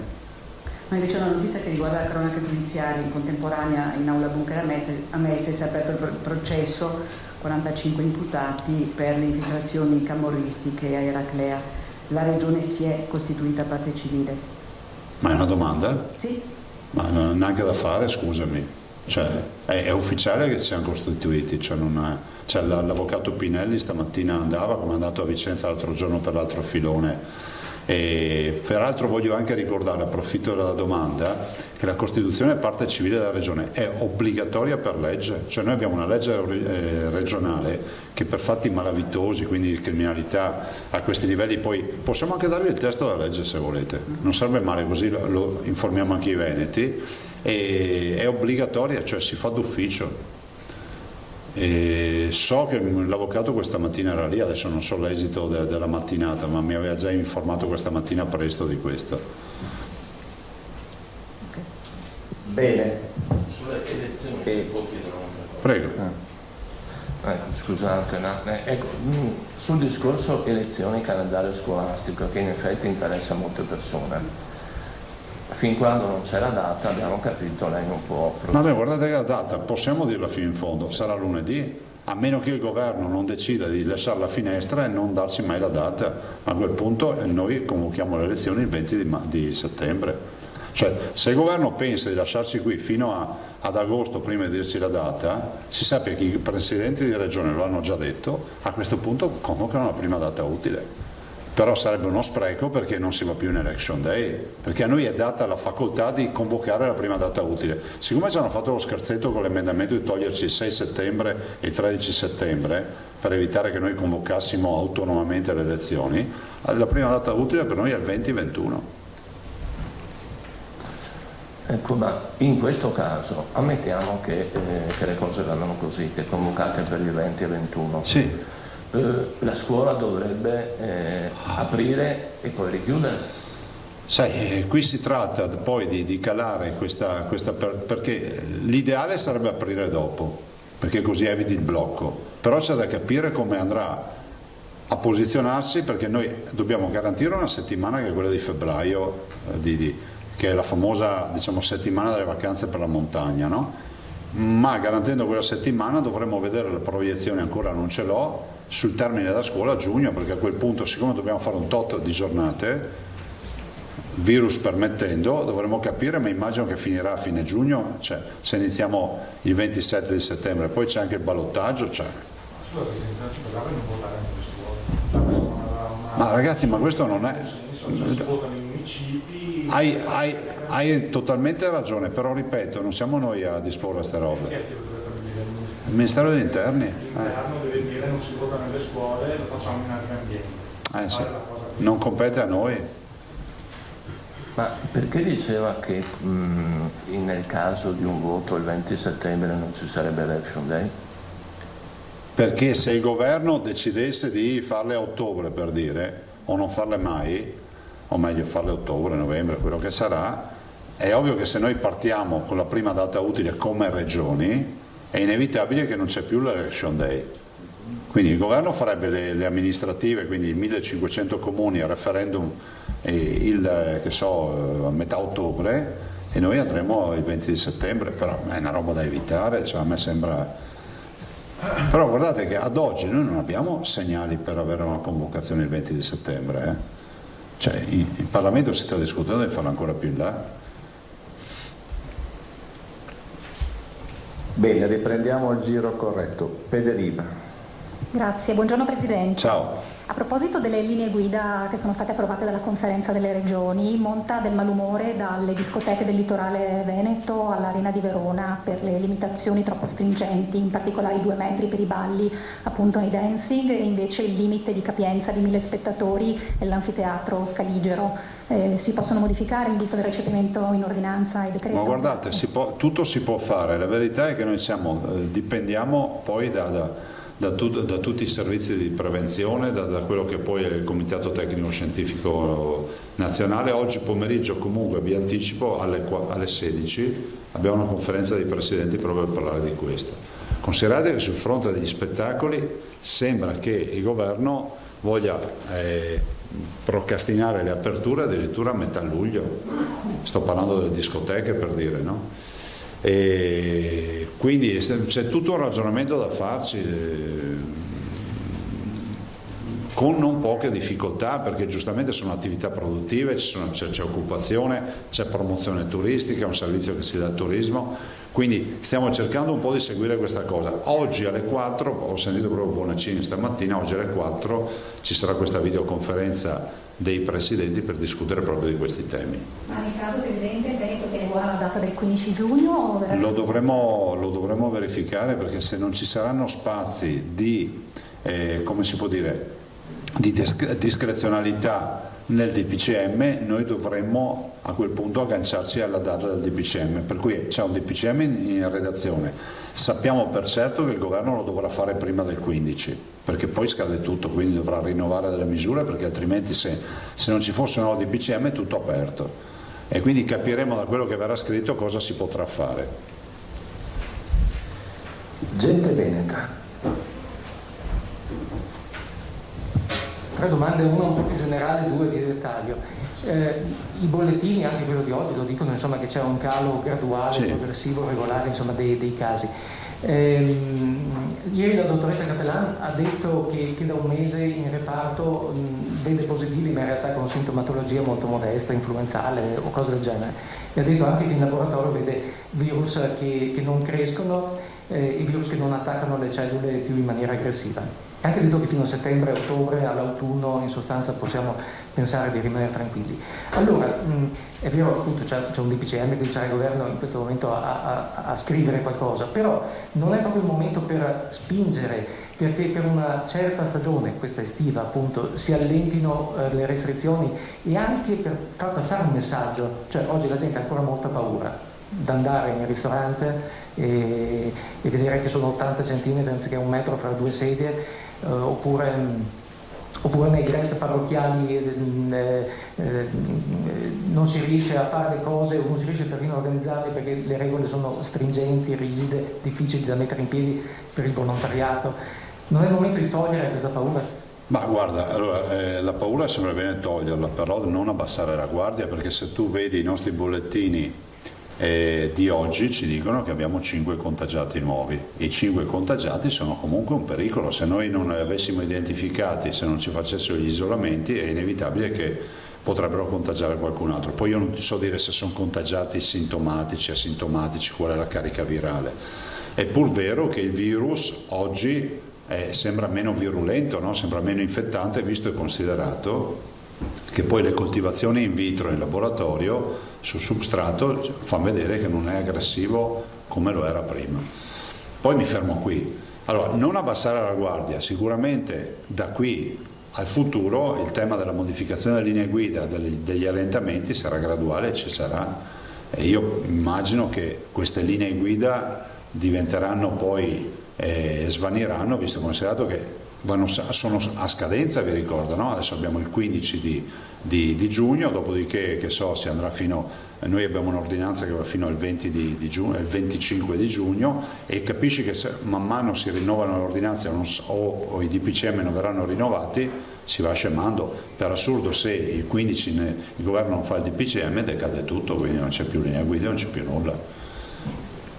Però in questa fase bisogna avere anche l'attenzione e la pazienza di portare avanti un minimo di prevenzione, che è fondamentale. Comunque se il DPCM appunto non venisse redatto, decade tutto, anche l'uso della mascherina, perché è il DPCM che regolamenta. Vi ricordo che l'uso della mascherina, come lo utilizziamo noi oggi in Veneto, è in virtù di quello che c'è scritto nel DPCM, che scade il 15. Hai sentore che il governo... Al momento no, non abbiamo nessuna informazione, ne parliamo oggi pomeriggio. Permanendo nell'ipotesi che permangano appunto linee guida, restrizioni, insomma in qualche senso, arrivano due segnalazioni. Una dai CEOD, dai centri diurni per disabili, che sono ancora in forte difficoltà. Dicono che ben che vada, a causa delle restrizioni e difficoltà, insomma, si riesce a attivarli per metà della capienza delle persone che dovrebbero andarci normalmente. E quindi si domanda se è possibile anche qui allentare un po' le redini.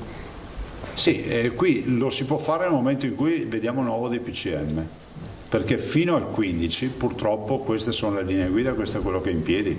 Ti ricordo che peraltro il DPCM che scade il 15 recepiva le linee guida, quindi c'è un cane che si mangia la coda, no? Dobbiamo attendere la redazione del nuovo DPCM, all'interno della quale capiremo anche che nuove linee guida verranno adottate. Le altre due cose in dettaglio che sono similari sono queste.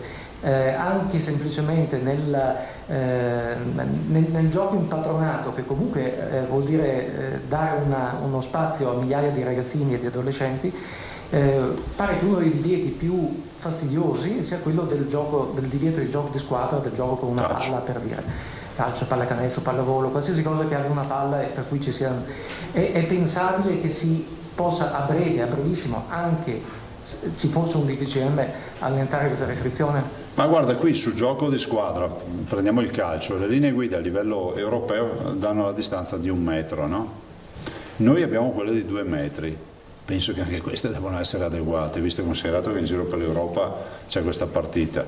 E poi ci sono i grandi tornei dei quali parleremo oggi, perché c'è anche il tema dei grandi tornei. L'ultima cosa, se ne era parlato, mi pare una quindicina di giorni fa in questa sede, era stato sollevato da qualcuno la questione, mi pare sia rimasta ferma, il divieto di distribuzione dei giornali nei luoghi pubblici, bar, del medico, in pizzeria, non lo so. È possibile, visto che... Secondo me sì. Secondo me è possibile ripristinare, è possibile ripristinare la normalità a livello di linee guida. Ok, quindi le regioni possono decidere in autonomia? Sì, stiamo lavorando su questo, ma secondo me sì, perché comunque ne avevamo già detto l'altra volta, cioè era una condizione che ci veniva imposta temporanea, ma è ovvio che adesso deve essere risolta anche questa partita.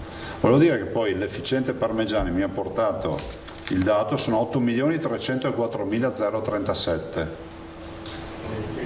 il valore dei vaccini, 304.037 IVA compresa, quindi questo è il prezzo finito con l'IVA. Presidente, se posso, ho impattato qualcuno. No, allora una curiosità, perché continuiamo a parlare di linee guida, di regole che cambiano. Sì.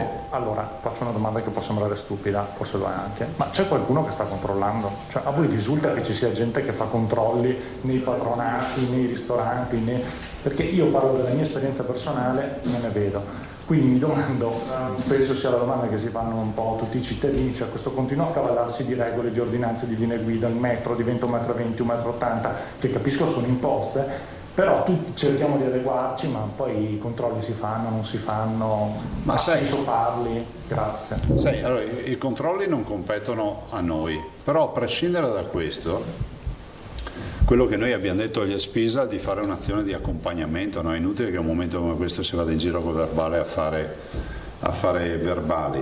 Dall'altro è anche vero che quando noi rivendichiamo sempre il senso civico, il senso di comunità, facciamo la paternale sui social e ci indigniamo per tutto, poi non è che possiamo pretendere che le cose funzionino solo se ci sono i controlli, perché poi è anche un fatto di senso civico. Cioè la mascherina, deve avere qualcuno che ti controlla la porta del supermercato per fartela indossare, oppure la indossi perché pensi di essere un cittadino.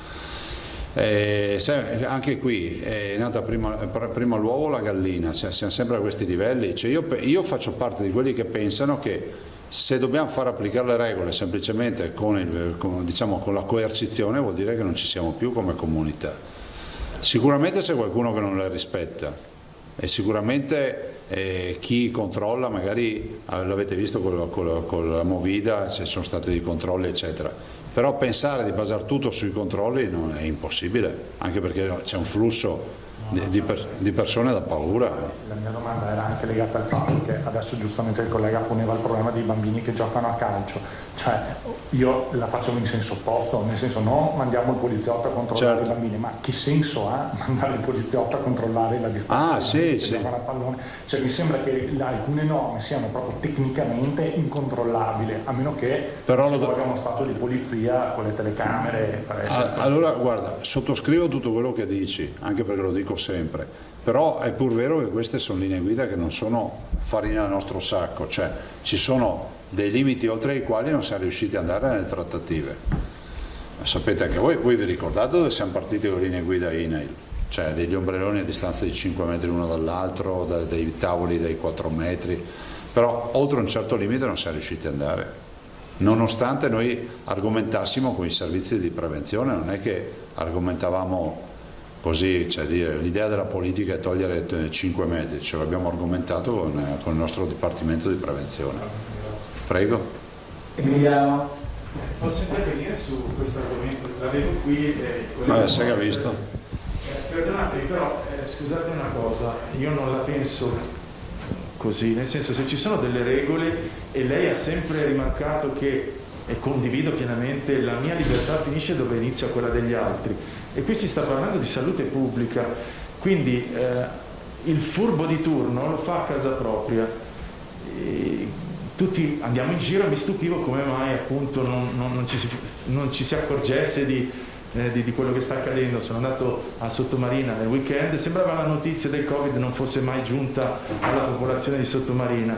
Entro in un lido, mi è stato detto che no, non è vero, non sono i 5 metri, non sono i 10 metri, ma sono ben 3 per l'ombrellone. Ho detto strano, perché no, è vero, completamente.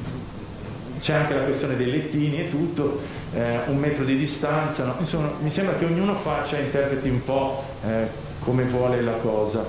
Quindi mi chiedo, se ci sono queste regole le rispettiamo, altrimenti è inutile che stiamo qua quotidianamente a dirci c'è da fare così, c'è da fare colà, e scriviamo.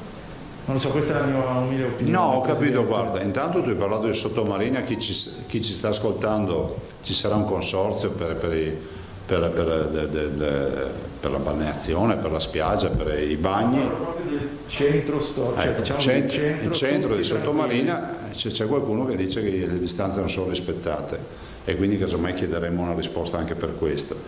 Dall'altro devo dirti che intanto noi dobbiamo pensare alla nostra sicurezza, quindi portare la mascherina, rispettare le regole eccetera, dopodiché se c'è qualcuno che non le rispetta ha due alternative: o essere controllato o finire tra coloro che comunque dimostrano inciviltà.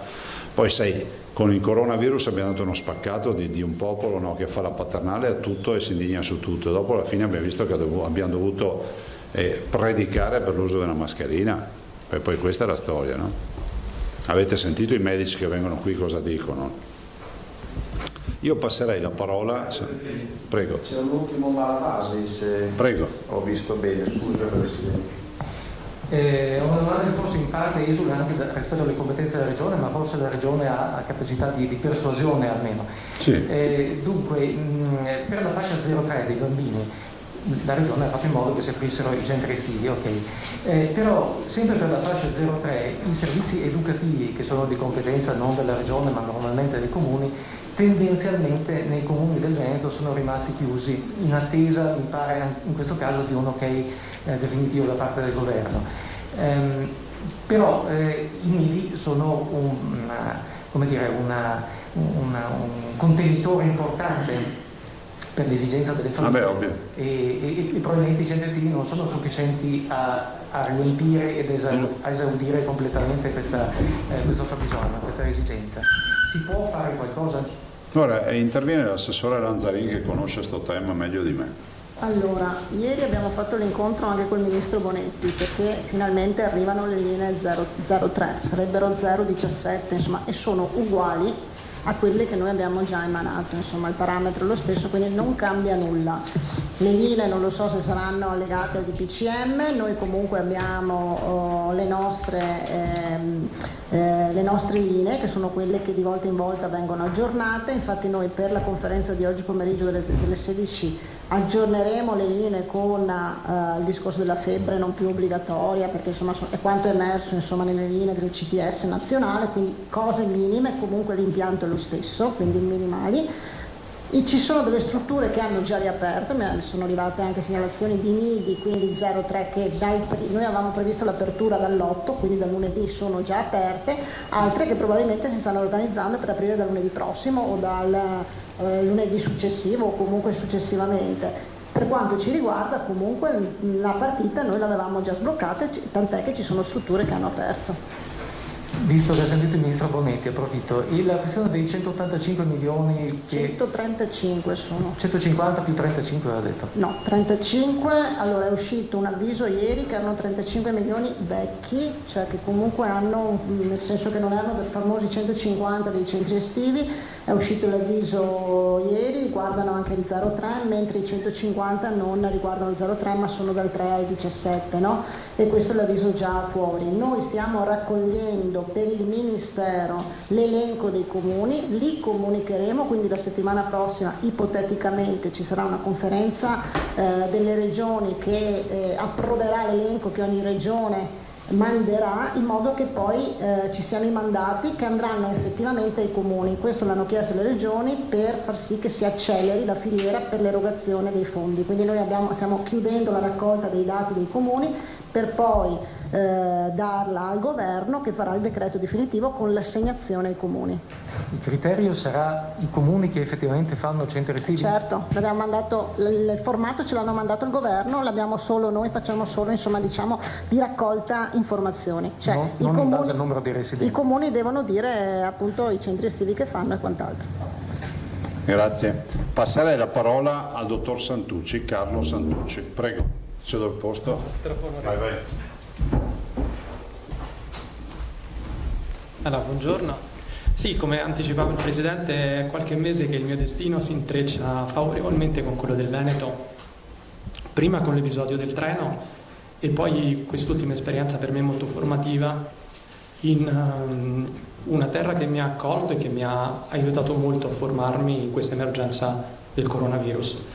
L'episodio del treno l'avete raccontato spesso anche voi e ne stavamo parlando prima con il Presidente, è stato sicuramente un momento molto importante per me perché metaforicamente quel treno mi ha portato anche in Veneto. Io sono uno di quei 500 medici che ha vinto il concorso e è diventato operativo in un ospedale, appunto in questo caso di Campo San Piero. È un episodio particolare perché io su quel treno non dovevo neanche salire, sono salito per caso, volevo ritornare in bicicletta e sono stato proprio l'ultimo a salire. Una signora si è sentita poco bene, una signora giovane, ha avuto un infarto e hanno chiesto subito se ci fosse un medico sul treno. Io sono accorso, come spesso capita in questi casi, noi medici non pensiamo mai al peggio, però effettivamente purtroppo questa signora è in arresto cardiaco, quindi ho cominciato un massaggio cardiaco di un tempo molto lungo. Qualcuno prima di me ha parlato di relatività del tempo, io non mi sono accorto di tutti questi minuti. La cosa più importante è che questa signora poi si sia ripresa, perché è una signora, una giovane mamma con una bambina molto giovane, molto piccola, che tra l'altro era lì in treno e stava piangendo, quindi il fatto di aver incrociato quegli occhi di quella bambina nel darci quasi un cambio affettivo naturale, cioè io prendevo in custodia la madre, per me è stata una carica fortissima, un'energia molto importante che mi ha portato poi a fare tutti quei minuti di manovra, di rianimazione cardiopolmonare. E poi chiaramente la possibilità che mi ha dato il Veneto, che mi preme sempre ricordare che per noi giovani medici, di noi giovani medici non si occupa nessuno, e sono le iniziative come quelle delle regioni virtuose di cui il Veneto è caposcuola che ci dà la possibilità di inserirci in un mondo di lavoro che molto spesso ci è precluso, perché io sono uno di quei, come vi ho detto, famosi 500 medici che in tempi non sospetti, cioè quando non si pensava all'emergenza coronavirus, è stato assunto, e per cui le istituzioni venete, come stavamo ricordando prima, sono state anche criticate, ma hanno avuto ampiamente ragione, perché poi lo Stato ha chiamato a gran voce l'assunzione di altri medici immediatamente. Il Veneto ci ha visto lungo perché non soltanto non ci ha chiamato all'ultimo momento, ma ci ha dato la possibilità di formarci, perché per me, così come per altri, era la prima esperienza in pronto soccorso, ma sono stato in grado di reggere questa condizione soprattutto grazie alla formazione che è stata progettata dalle istituzioni del Veneto, quindi non siamo stati abbandonati, anzi mi preme dire, io parlo del Veneto che è la regione in cui lavoro, siamo stati sempre tutelati e come dispositivi di protezione individuale, ma soprattutto nella formazione, perché siamo affiancati da professionisti, non lo devo dire io, in Veneto lavorano i migliori professionisti da un punto di vista sanitario che ci sono in Italia, delle eccellenze che hanno fatto scuola e che hanno permesso di concerto alle istituzioni di fronteggiare nel migliore dei modi, non a caso si parla di modello Veneto, questa situazione. Quindi noi siamo tutelati e devo dire che questo percorso mi ha dato la possibilità di impinguare le mie conoscenze, e questo rappresenta l'esperienza sul campo, la migliore scuola che ci sia per un medico. Quindi io sono molto contento di aver intrecciato ancora una volta il destino del Veneto, tant'è che di concerto con altri giovani veneti che rappresentano la propria terra nel migliore dei modi stiamo pensando a delle iniziative virtuose per radicare in ognuno di noi un senso civico che ci porti a riconoscere nell'altro un po' di noi, quindi fare dei corsi di primo soccorso, radicare questa nuova forma mentis che deve essere per tutti, non dobbiamo essere per forza dei medici, degli infermieri o del personale sanitario, dobbiamo essere delle persone sensibili che si rendono conto che c'è bisogno di saper fare queste manovre, quindi quello che è successo a me in treno può succedere a chiunque, io non ho fatto niente di speciale, e soprattutto che sia appunto un modello, non io ma la storia che mi ha rappresentato, per invogliare tutti i giovani a seguire degli esempi virtuosi e a fare questo percorso, quindi a fare dei corsi di primo soccorso. E questo devo dire ancora grazie alle istituzioni del Veneto, perché ci supportano. Se noi possiamo lanciare delle manifestazioni, delle iniziative come queste, perché abbiamo l'entusiasmo prima di tutto di un grande governatore che ci sprona anzi a fare queste cose per il bene di tutti, e devo dire che noi raccogliamo tantissimi consensi, quindi è per me tutto nuovo, ma sono veramente molto contento di aver incrociato un destino come questo e come quello del Veneto. Domande? Ho dimenticato di dire che il Presidente Mattarella gli ha conferito anche il cavalierato in virtù di questa azione. È un fatto straordinario, cioè io non sono convinto che sia una roba normale salvare la vita di una persona, è comunque un fatto straordinario. Filippo? Beh, intanto viene da dire che se lei prosegue con tutti questi complimenti si ritroverà primario nel giro di qualche settimana. Però al di là della battuta, insomma, ci dice qualcosa dell'esperienza di pronto soccorso durante la fase del Covid? Allora io... Che cosa le è rimasto, insomma, di questa esperienza? Da un punto di vista emotivo mi è rimasto un forte senso di appartenenza, ho notato una classe medica molto coesa, nessuno è stato lasciato indietro, anche noi più giovani che avevamo meno esperienza siamo stati trascinati chiaramente anche a livello di entusiasmo, e soprattutto abbiamo avuto la possibilità di fare, come vi ho detto prima, un'esperienza fondamentale che è quella sul campo. Si parla tanto di formazione dei medici, se voi andate a vedere le statistiche nei prossimi anni mancheranno circa 56.000 medici all'Italia. Italia, noi saremo costretti ad importare da chissà dove e chissà che preparazione dei medici stranieri. In parte lo stiamo già facendo, perché abbiamo chiamato medici cinesi, albanesi, cubani. Grande rispetto per chi è venuto a combattere le nostre battaglie, ma se abbiamo i migliori medici del mondo, come spesso ci definiscono, qui in casa, perché non allenarli, perché non farli giocare? E il Veneto ci ha dato questa possibilità, quindi è arrivato il momento che io parlo da medico e a titolo personale, che lo Stato riconosca queste iniziative virtuose, perché, riallacciandomi alla sua domanda, l'esperienza in pronto soccorso è stata veramente formativa, ma chi ci pensa? Poche regioni. Che specialità sta facendo lei? Io sto lavorando in pronto soccorso, quindi la possibilità è quella poi di valutare l'inserimento in un'altra specializzazione anche a seconda di quelle che saranno le esigenze, però per il momento ho un contratto in emergenza coronavirus, quindi fin quando ci sarà questa possibilità di lavorare, insomma, ben venga. Hai fatto anche oculistica? Sì, io vengo da un'esperienza oculistica, quindi anche all'estero, ecco perché dico che i medici italiani sono i più apprezzati nel mondo, perché andando all'estero ci si rende conto di quanto sia poi il valore umano e professionale di quella che è la nostra professione, che dobbiamo legittimare. Non possiamo pensare che i medici italiani che fanno un percorso che è tra i più lunghi in Europa poi vengano lasciati soli nella loro formazione. Allora dobbiamo spalleggiare, soprattutto noi medici, dobbiamo dare spunta a quelle iniziative virtuose di queste regioni che si occupano di noi e non ci lasciano soli. Andriolli. Buongiorno dottore. Buongiorno. È arrivato il pronto soccorso col cavallo, una battuta, ma è stato un incidente della storia questo, che può capitare spesso ai medici anche sui treni. Quale sarebbe stata la sua specialità se non fosse capitato questo? Cosa avrei fatto, intende? Sì, da grande, al di là della... Ma io, come le ho detto, probabilmente sarei tornato all'estero, mi sarei allontanato dai miei affetti, sarei andato a cercare di trovare una posizione in oculistica all'estero, cosa comunque anche molto difficile, perché non pensate che i medici italiani all'estero siano così bene accetti ultimamente, perché le politiche di formazione stanno cambiando anche dalle altre parti, quindi è arrivato il momento di formarci qua, e quindi probabilmente avrei provato la chance in oculistica da qualche parte. Lontano dal pronto soccorso. Ecco. Covid per certi versi ha fatto bene, forse all'Italia e anche al mondo, è una scossa per far capire che il valore aggiunto sono i giovani che possiamo trattenere qui sul territorio. Da un punto di vista emotivo non mi sento di dire questa cosa, perché comunque il peso che noi abbiamo pagato è tanto alto e ho rispetto per ogni singola vittima. Però effettivamente, se possiamo avere uno spunto di riflessione, è che stiamo creando tanti spazi fisici, cioè ospedali, terapie intensive, ma chi ci lavorerà? Abbiamo bisogno di formare dei giovani medici, quindi accanto a queste risorse che abbiamo ci vogliono risorse umane, e quindi questo è arrivato il momento, non possiamo più procrastinare la formazione dei medici, dobbiamo impegnarci adesso in maniera decisiva. Emiliano Malavasi. Cavaliere o dottore? Carlo. Grazie.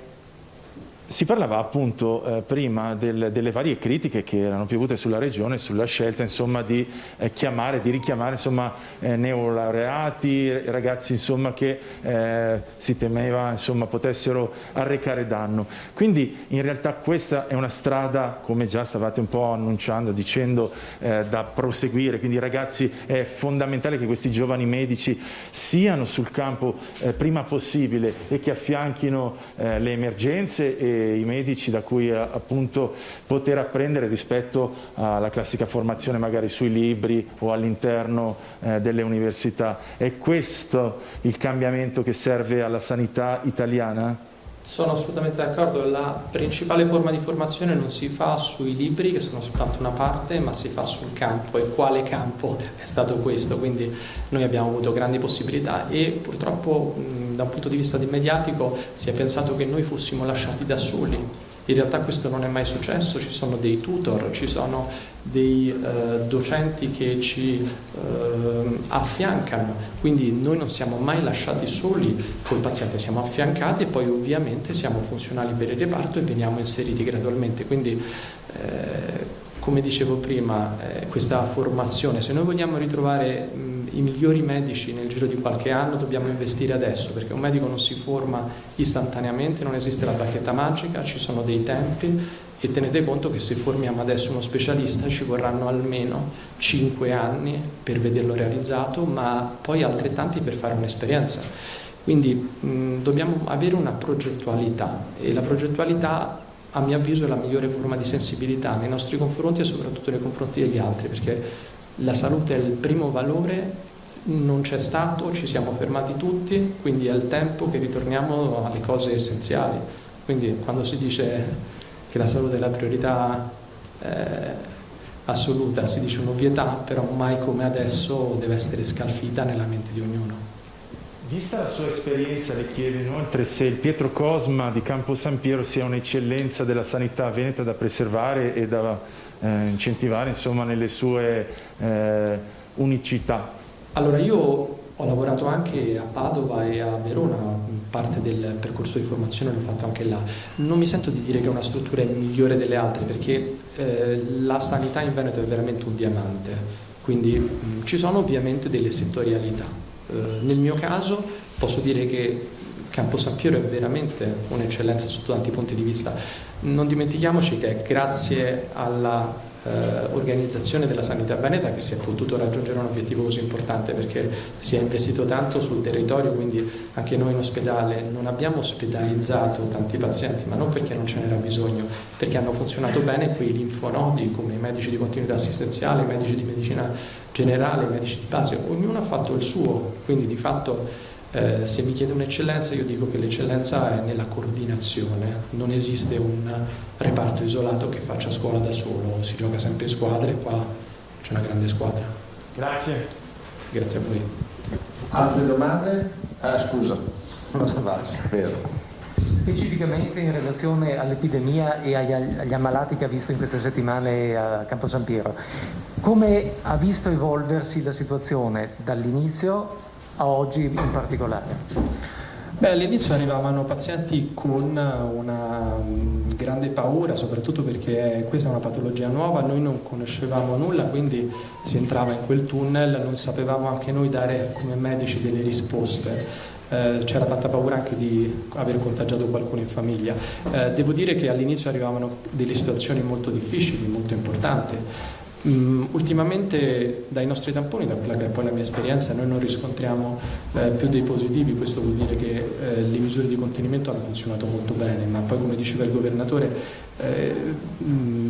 chi arriva a una sintomatologia molto più mitigata, questo perché il vero potere di questo virus è stata la carica virale, cioè paradossalmente più ce lo siamo respirato vicendevolmente, più ha potuto fare il suo e esautorare il sistema immunitario, dando quella tempesta citochinica che ha portato poi a un'infiammazione importante. Quindi adesso di fatto si è spento parte del potere, però non dobbiamo sottovalutarlo, dobbiamo stare sempre con la guardia ben alta, perché quello che abbiamo visto è stato molto duro, soprattutto dal punto di vista emotivo. Quindi se lei mi chiede come è cambiato, io posso dire che sicuramente dalla mia esperienza adesso il virus ci fa meno paura. Prigioni. Buongiorno, adesso l'adrenalina sta scendendo, come ci si difende ovviamente da quello che si è vissuto particolare e come si evita il burnout? Ci si difende innanzitutto con la memoria, ricordandosi quello che è stato, e poi soprattutto con noi non dobbiamo inventarci nulla, nel senso che le istituzioni hanno dato dei segnali molto chiari, quindi noi dobbiamo limitarci a essere dei buoni cittadini, quindi a cercare di avere ancora una stretta finale, perché è vero, come dicevo, che ci fa meno paura, ma devo dire che dobbiamo pensare anche a ripartire, quindi adesso ci difendiamo cercando di avere dei comportamenti virtuosi, ma soprattutto cercando di essere positivi, ecco, questo è molto importante. No. Federiva? Il Presidente o l'assessore, che ne sarà di tutto il personale appunto Covid che è stato ingaggiato, che in larga parte è precario, come nel caso del dottor Santucci? Non mi riferisco solo a medici ma anche a infermieri e OS. Noi lo confermiamo, tanto è vero che abbiamo anche altri bandi per le assunzioni, cioè questa è la nostra volontà, è quella di rimpinguare ancora l'organico. C'è un tema che stiamo affrontando, l'assessore sta affrontando, l'abbiamo discusso anche questa mattina nella riunione, che è quello del fatto che facendo i concorsi è inevitabile che molti OS e molti infermieri dalle case di riposo con un contratto diciamo precario in alcuni casi, in altri casi di natura privatistica, passino più agevolmente, vista la richiesta di mercato nel pubblico, aderendo a questi concorsi, il che crea non pochi problemi nelle case di riposo, quindi stiamo tentando anche di affrontare quest'ultimo problema. Però oggi se avete un OS che vi dice che non trovo lavoro, diteci il numero, facciamo contattare, nel senso che oggi OS, operatori sociosanitari, infermieri sono assolutamente valgono come loro. Tendenzialmente saranno confermati tutti. Beh, sapete, l'assunzione dei famosi 500 medici, dei quali il dottor Santucci, nell'illustre rappresentante, andava nella direzione della stabilizzazione, non era uno sport. Ovviamente stabilizzazione, uso un termine improprio, nel senso che di aumentare l'organico della regione. Ovvio che poi loro avranno tutti i loro percorsi per la specialità, faranno tutte le loro attività, però comunque noi l'organico l'abbiamo assunto perché resti. Comunque metà sono a tempo determinato, metà a tempo indeterminato, quindi rispetto ai 1100 insomma di categoria già... Sì. 1100 sono, quindi metà a tempo determinato. Adesso non ho l'ultima tabella, metà sono a tempo determinato, metà a tempo indeterminato, i 1100 sono divisi tra infermieri, medici, operatori, sociosanitari, tutta anche la parte tecnica, insomma, ecco. Grazie, buongiorno a tutti. Se volete, dottore, è a disposizione. Fanno un'intervista.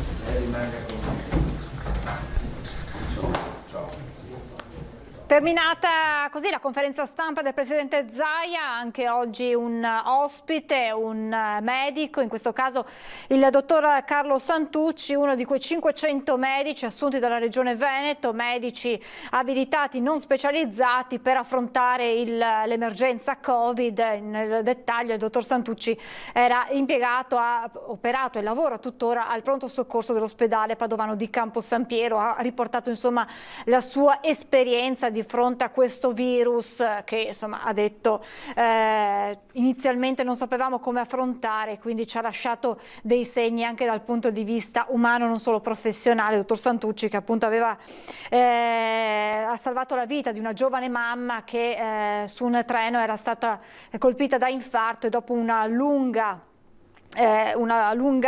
lungo massaggio cardiaco, dopo averla rianimata per molti minuti, le ha appunto salvato la vita di fronte anche agli occhi della figlia di pochi anni. Quindi insomma ha riportato questa sua esperienza in questo episodio in particolare, ma anche insomma come medico tra questi 500 medici assunti per affrontare l'emergenza coronavirus. Ancora tanti, lo avete sentito, oggi alle 16 ci sarà una conferenza con la conferenza dei sindaci per affrontare le tematiche che restano ancora sul piatto, ovvero di tutti quei settori al momento ancora fermi, in particolare il mondo dello spettacolo, ma non solo. È da capire poi se il governo deciderà di intervenire con un nuovo DPCM oppure, se non ci saranno ulteriori provvedimenti, decadrà anche il DPCM in questo momento in vigore, quindi anche tutte le linee guida che sono state introdotte. C'è il mondo dello sport, che in questo momento è ancora in attesa, in qualche modo in alcuni settori perlomeno, di riprendere la propria attività.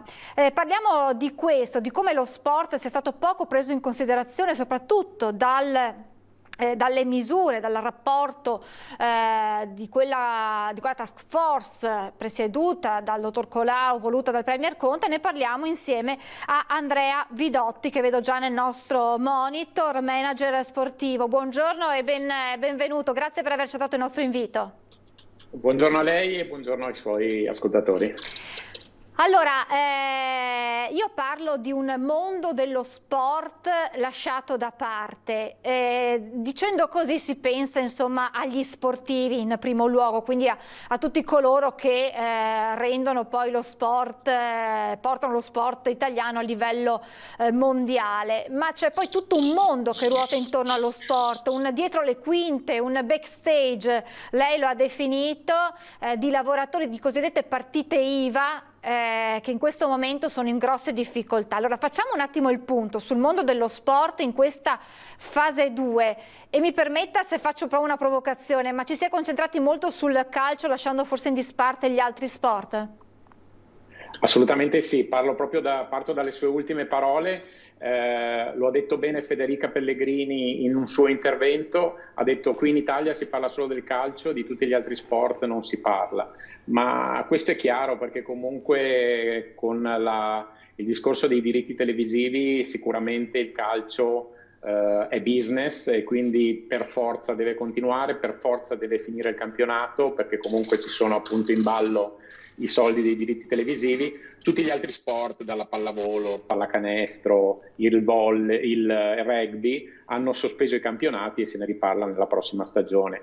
Il calcio invece è rimasto lì, domani rincomincia e quindi insomma purtroppo in Italia non si parla di tutti quegli sport che ingiustamente vengono definiti minori, ma che in realtà sono sport che rappresentano quasi 20 milioni di appassionati e 20 milioni di praticanti sportivi, per cui sicuramente riprendo le parole di Federica Pellegrini e dico anche parliamo di tutti gli sport, ma lo dico anche per quelle piccole società sportive che a settembre dovranno riprendere l'attività e faranno molta fatica, perché comunque mancheranno sicuramente i sostegni, mancheranno le sponsorizzazioni, per cui a questo punto è assolutamente doveroso pensare a un decreto sul credito d'imposta, sulle sponsorizzazioni. Penso che sia l'unica strada affinché le società sportive possano restare in vita. Il discorso delle categorie professionali, delle partite IVA, sì, è una cosa che mi sta molto a cuore perché io sono una partita IVA e lo sport è stato il primo settore che si è fermato e l'ultimo che riprenderà. E dietro a un artista che sale sul palco o a uno spettacolo in uno stadio ci sono tutte quelle categorie che lavorano nell'ombra, che lavorano come audio service, che lavorano come maschere, che lavorano come steward, che lavorano come catering, ci sono tantissime categorie e io assieme ad Angelo Strigoli abbiamo dato voce a queste categorie con 5 dirette appunto chiamate backstage in cui abbiamo un po' portato avanti senza polemica, senza assolutamente polemica, abbiamo portato avanti quelle che sono le rivendicazioni di queste categorie che fino a quando non ci saranno gli eventi sportivi non potranno lavorare. Ecco, che sono tutte categorie che comunque hanno dovuto far fronte a quelle che sono le spese di un normale cittadino senza però vedere nessuna entrata. Voi pensavate, speravate, forse è meglio dire, che nelle decisioni, nei provvedimenti economici anche del governo, comunque anche nelle linee della task force guidata dal dottor Colao ci fosse più attenzione per questo mondo dello sport messo in qualche modo in secondo piano, come anche tutto quel mondo che legato agli spettacoli di cui lei parlava prima? Assolutamente sì, perché se lei pensa che comunque lo sport rappresenta l'1,7 del PIL italiano e raggiunge un indotto di valore di quasi 60 miliardi di euro, sicuramente essere trascurati nelle 100 proposte del dottor Colao sicuramente è un qualcosa che dispiace, perché comunque penso che almeno una figura preparata, professionale all'interno della task force ci dovesse essere. Nel rapporto Colao si parla solo del professionismo dello sport femminile ed è l'unico accenno che si fa del mondo dello sport. È un po' poco per, ripeto, un aspetto della nostra vita quotidiana che interessa un po' tutti, perché chi non fa la corsetta, non fa il giro in bicicletta, non va in palestra, è un po' una quotidianità che ci riguarda tutti. Quali sono le misure? Lei prima ne accennava alcune, ma quelle fondamentali che andrebbero applicate e messe in campo, immagino in tempi strettissimi, per dare ossigeno a tutto il settore, a chi appunto fa parte del backstage di questo mondo? Ma io penso per esempio anche alle imposte che se non spostano le scadenze di pagamento delle imposte, le partite IVA e tutte quelle categorie che comunque non avendo gli eventi non hanno lavorato in questi 4 mesi sicuramente saranno in difficoltà nel pagare di stare dietro alle scadenze fiscali, per cui sicuramente il posticipare il pagamento dell'IRPEF è sicuramente uno dei punti fondamentali. L'altro, lo dicevo prima, era quello del credito d'imposta sulle sponsorizzazioni, che non solo non bloccherebbe le sponsorizzazioni delle società sportive, ma anzi le incrementerebbe a mio avviso. Quindi già queste sono 2 misure che potrebbero comunque dare respiro alle varie categorie professionali. Che cosa le dicono gli sportivi che si trovano in questo momento fermi, per carità, magari ci si può allenare, però comunque in qualche modo messi in secondo piano? Che reazioni ci sono e qual è il polso appunto di chi lo sport lo pratica a questi livelli? Guardi, io seguendo una decina di atleti anche di alto livello, devo dire che in un primo momento si sono trovati molto spaesati e quasi impauriti, però dopo gli atleti hanno dentro di sé quella resilienza che fa sì che si adattino a tutte le situazioni, per cui anche trovandosi in pochi metri quadrati dell'appartamento di casa e non in palestra o in campo o in piscina, si sono inventati e in questo hanno messo una buona dose di creatività. E quindi c'era chi alzava le bottiglie di acqua minerale al posto dei pesi, chi alzava la fidanzata, chi si inventava un percorso di guerra in casa e quindi cercavano di fare un allenamento che potesse tenere vivo il tono muscolare, il tono atletico. Quello che un po' mancava secondo me era la forza d'animo e il morale, che sicuramente ha fiaccato non solo tutti gli italiani ma anche gli atleti. Però ripeto, gli atleti hanno quella forza dentro che li porta a reagire e anche se non hanno un obiettivo a breve termine che può essere la gara, il campionato, la partita, riescono a mettersi in gioco anche in un allenamento casalingo con la famiglia. Sicuramente ecco, gli atleti hanno giovato dal punto di vista degli affetti personali perché comunque stando tanto in famiglia hanno potuto godere di questi aspetti. C'è un settore, uno sport in particolare che più di altri rischia di risentire pesantemente di questa situazione o in generale calcio a parte tutti sono penalizzati? Ce n'è uno in particolare secondo lei, dalla sua esperienza, da quello che dalle vostre anche previsioni per i prossimi mesi? Ma diciamo tutti gli sport che hanno a che fare con la biglietteria, con lo stadio, il palazzetto, la piscina, comunque soffriranno perché in una società sportiva i ricavi, la biglietteria pesa almeno un 30% sui ricavi annuali della società, per cui pensare a un lungo periodo, non si sa fino a quando, i palazzetti resteranno chiusi, sicuramente questo farà soffrire dal punto di vista economico le società, quindi dovranno ridurre i loro budget, dovranno pensare a degli investimenti anche in termini di allestimento della squadra, di ingaggio di giocatori importanti, dovranno ridimensionare questo aspetto, almeno fino a quando non si potrà ritornare a una semi-normalità negli impianti sportivi.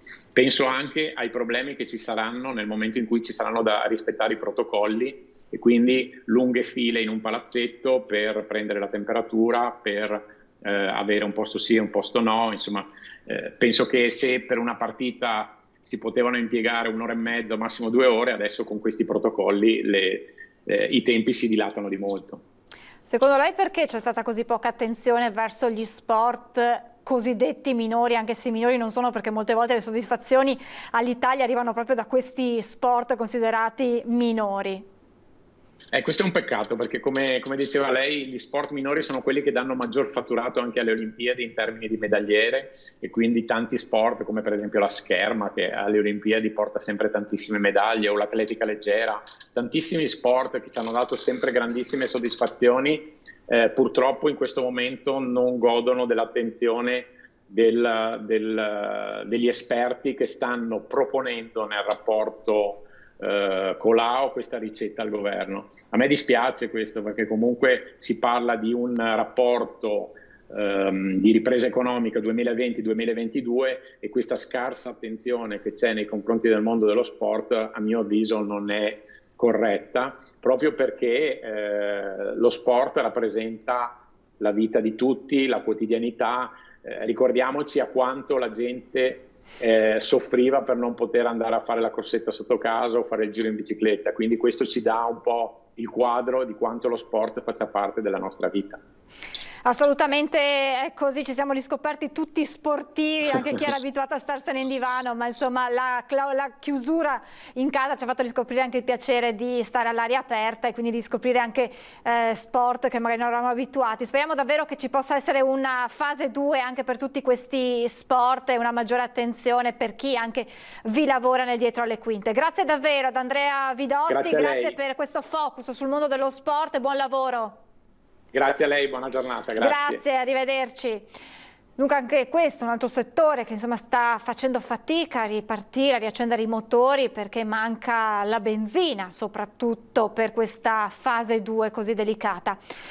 Novità che arrivano da Treviso. Abbiamo aperto questa edizione straordinaria parlando della situazione nella caserma Serena, dove era in corso una rivolta dei richiedenti asilo. È saputa la notizia di un possibile caso di Covid positivo tra gli operatori che lavorano all'interno della struttura. Ci sono delle novità, le sentiamo subito in diretta con il nostro Lucio Zanatta. A te la linea, Lucio. Sì, buongiorno di nuovo Francesca, buongiorno ai telespettatori di Antenna 3. Mi trovo all'esterno della caserma Serena tra Treviso e Casier.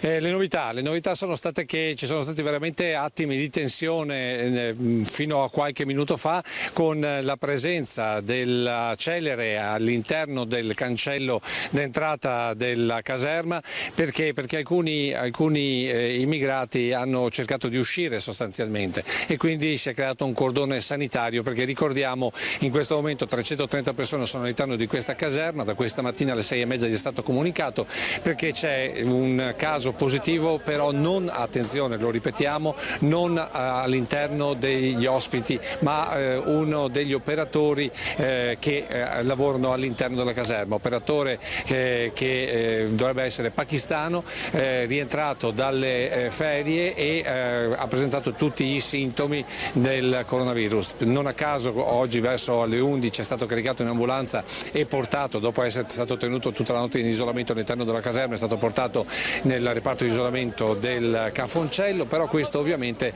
ha creato una notevole tensione per i quanti volevano uscire oggi dalla caserma Serena. Invece sono tutti all'interno. Attimi di tensione, dicevo, che sono continuati. Adesso dovreste vedere delle immagini che ho girato prima, proprio con la presenza della celere all'interno del cancello, perché appunto qualcuno stava cercando di sfondare, stava cercando di uscire. La mediazione da parte del vicequestore è stata fondamentale, anche se veramente a un certo punto la pazienza sembrava aver superato ogni limite. Tutto questo pare in questo momento sia rientrato, tanto vero che un gruppo della celere è già rientrato, l'altro è qui di stazionamento, perché intorno alle 14 si aspetta l'arrivo del personale sanitario che dovrebbe incominciare i famosi tamponi, cioè quelli che sono stati richiesti ieri sera e poi confermati questa mattina dal sindaco di Casier, una volta che è venuto a sapere di un sospetto caso all'interno della caserma Serena. Tamponi che dovrebbero finalmente prendere il via nel corso del pomeriggio e quindi far tornare la tranquillità all'interno della caserma. Ricordiamo che molti di questi richiedenti asilo avevano capito che sarebbero rimasti in quarantena per 14 giorni all'interno della caserma. 330 persone all'interno della caserma 14 giorni è un'esperienza probabilmente per loro difficile da affrontare, quindi hanno cercato in tutte le maniere di manifestare il loro dissenso, di fatto occupando la caserma, perché non c'era nessuno del personale all'interno, solo loro che tenevano la caserma in pugno. Questo naturalmente creerà tutta una serie di critiche o comunque di commenti da parte del mondo politico proprio legato alla situazione dell'immigrazione. Abbiamo visto veramente tante persone avvicinarsi, abbiamo sentito tanti commenti su questa situazione e ve ne racconteremo nel corso del telegiornale di questa sera. Ripeto, in questo momento la situazione pare tornata alla normalità. Qui naturalmente le forze dell'ordine, vedete alle mie spalle i due furgoni della celere presenti, ma anche carabinieri, ma anche polizia locale, con il sindaco di Casier che è rimasto qui fino a 5 minuti fa. Sono tutti in attesa dell'arrivo del personale sanitario che finalmente alle 14 dovrebbe provvedere a fare i tamponi alle 330 persone presenti all'interno della Serena. Francesca. Grazie Lucio. Se ci dovessero essere naturalmente aggiornamenti, novità, se la situazione dovesse cambiare, naturalmente siamo qui, chiedici la linea in qualsiasi momento. Grazie Lucio e buon lavoro, a più tardi. Grazie a te e grazie anche ai tecnici che rendono possibile questi collegamenti. Grazie Lucio, a più tardi. Dunque questa è sulla situazione, gli ultimi aggiornamenti da Casier. Siamo proprio ai confini tra il comune di Casier e Treviso all'interno della caserma Serena, dove da questa mattina ci sono momenti di tensione per la situazione appunto che abbiamo sentito, e pochi minuti e poi andiamo a collegarci anche con Filippo Fois per fare il punto su quanto emerso dalla conferenza stampa del governatore Zaia.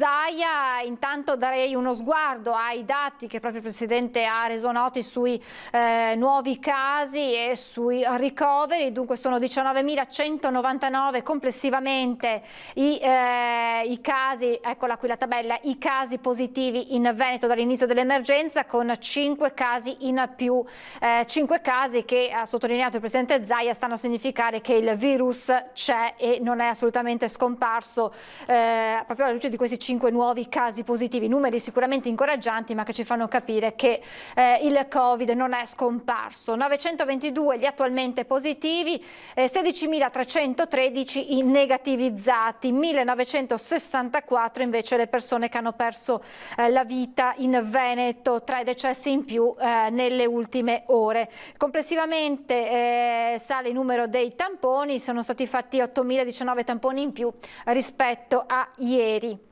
Per quanto riguarda invece i ricoveri, vi do subito anche l'aggiornamento per quanto riguarda appunto i ricoveri. Ci sono complessivamente sono 299 le persone ricoverate negli ospedali del Veneto, di questi 52 positivi, mentre le terapie intensive il numero è di 14 ricoverati nelle terapie intensive, ma non ci sono Covid, quindi non ci sono persone positive nelle terapie intensive, e il Presidente Zaia ha detto possiamo parlare di terapie intensive Covid free. Quindi insomma la situazione continua ad essere incoraggiante, ha fatto un po' il punto anche per quanto riguarda i prossimi appuntamenti e ha parlato di un incontro alle 16 con gli altri governatori nella conferenza delle regioni.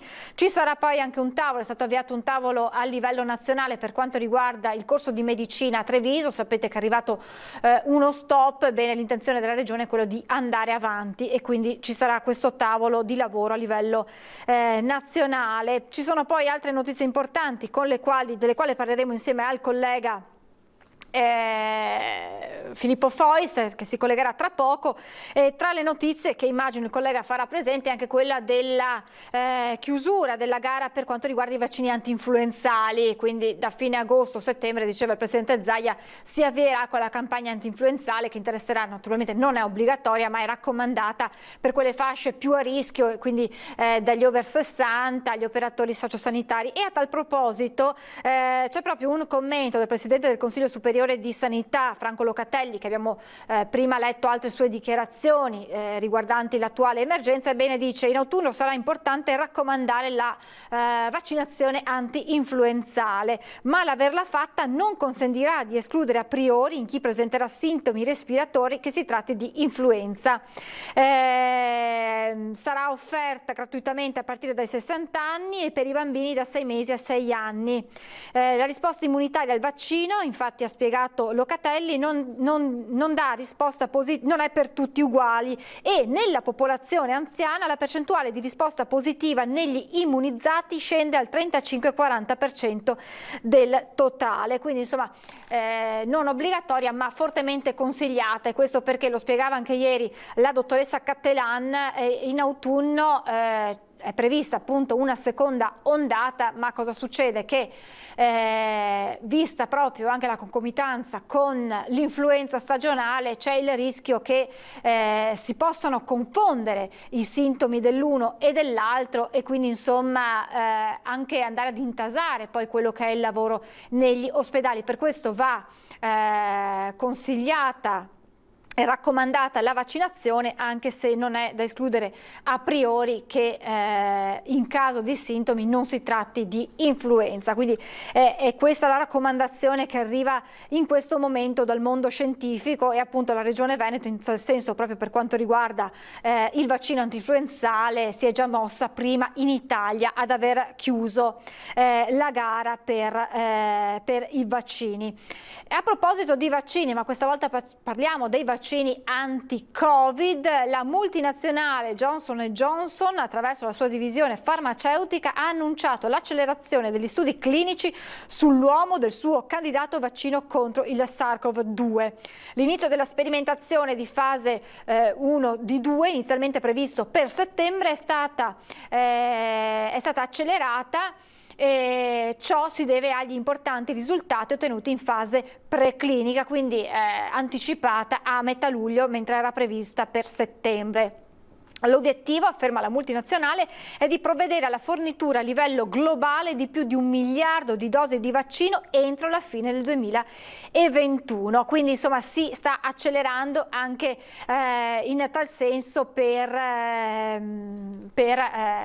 arrivare ad un vaccino che preveda quella immunità di gregge che permetterebbe di tirare un sospiro di sollievo, perché insomma abbiamo sentito dalla comunità scientifica che fino a quando non ci sarà un vaccino sarà difficile poter parlare di una situazione di tranquillità e di una vera e propria vittoria contro il Covid. Vedo collegato il nostro Filippo Fois, il punto su quanto è emerso nella conferenza stampa del Presidente Zaia. Buongiorno Filippo.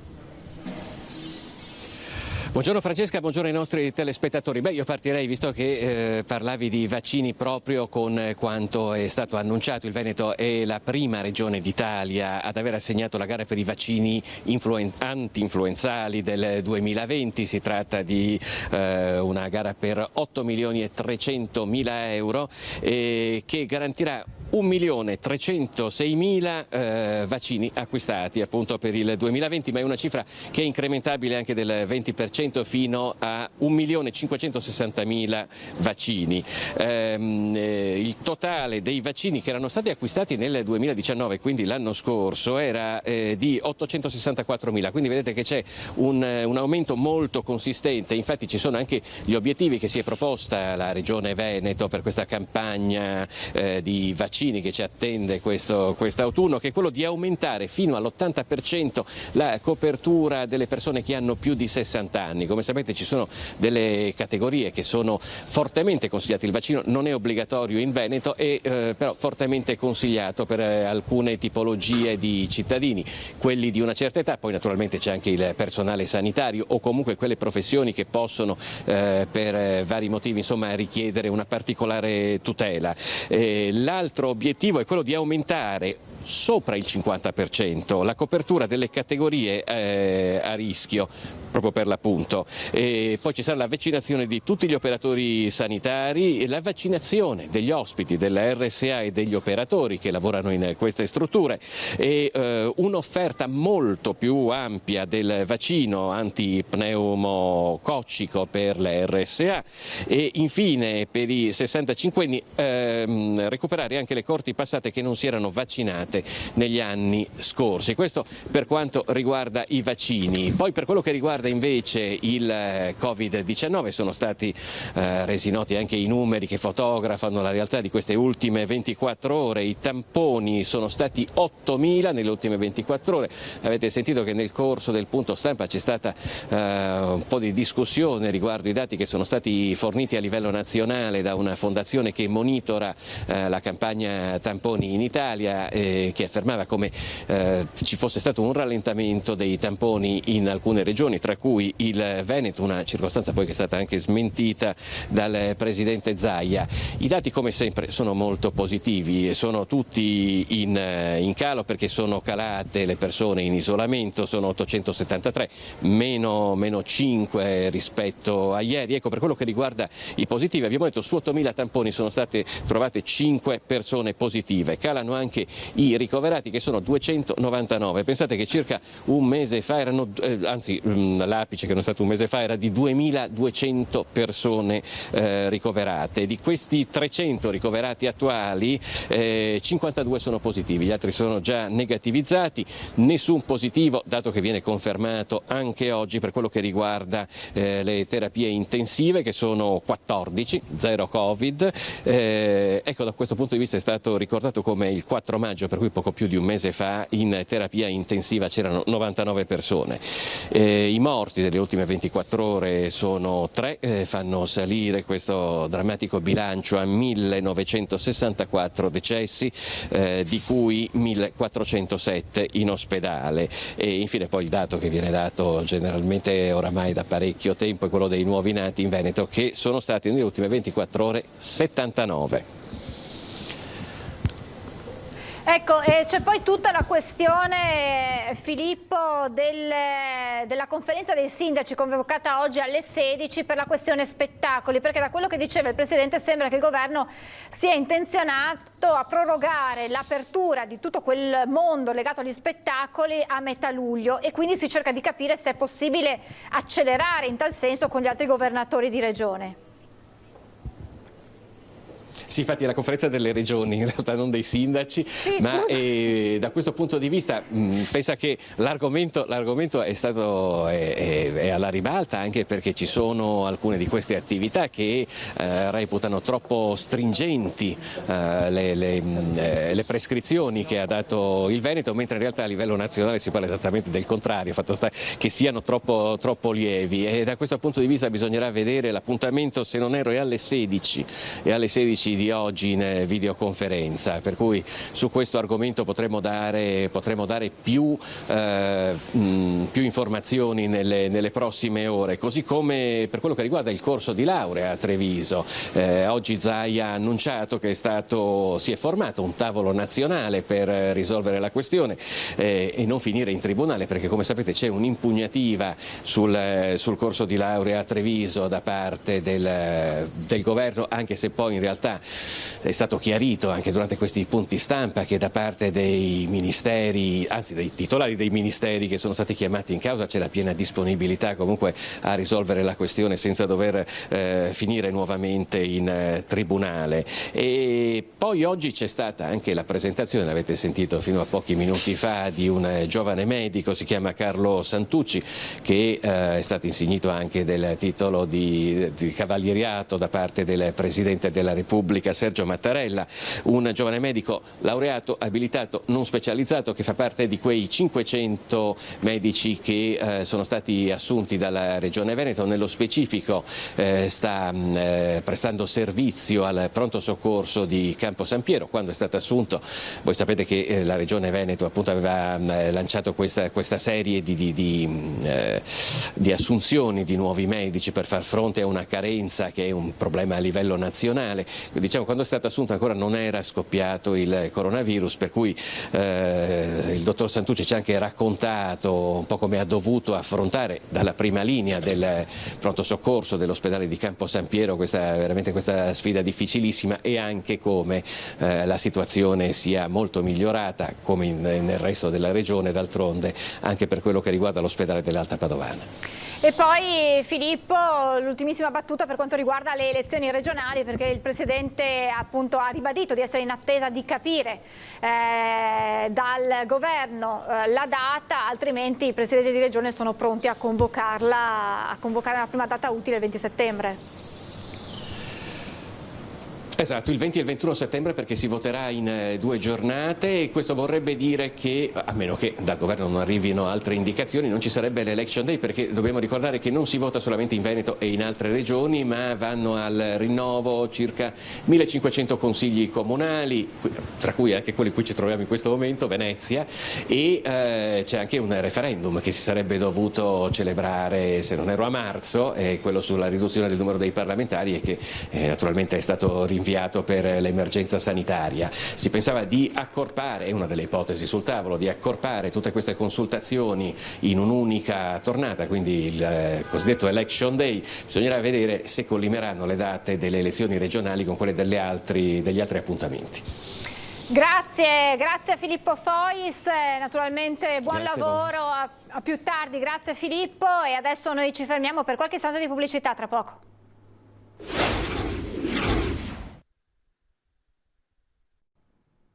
Rieccoci in diretta, subito a Casier da Lucio Zanato, un flash sulla situazione alla caserma Serena con le novità.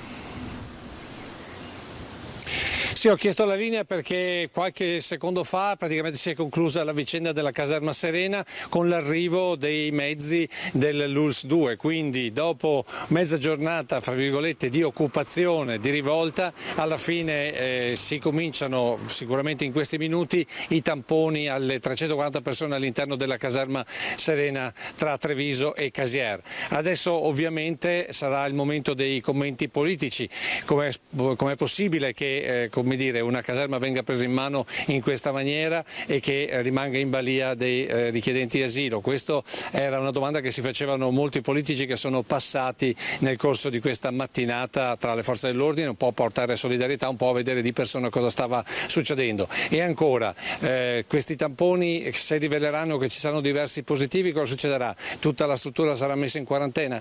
Questo ve lo racconteremo nelle prossime edizioni del telegiornale nei prossimi giorni, e se non c'è altro restituisco la linea allo studio.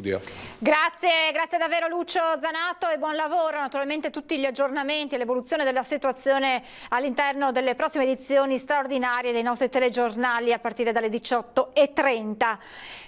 Dunque abbiamo sentito con Filippo Fois gli aggiornamenti in Veneto con la conferenza stampa del governatore Zaia. È arrivata una nota anche del sottosegretario al Ministero degli Interni Achille Variati, che dice oltre 600.000 vite salvate in Italia grazie alle misure di lockdown, 3 milioni in 11 paesi europei.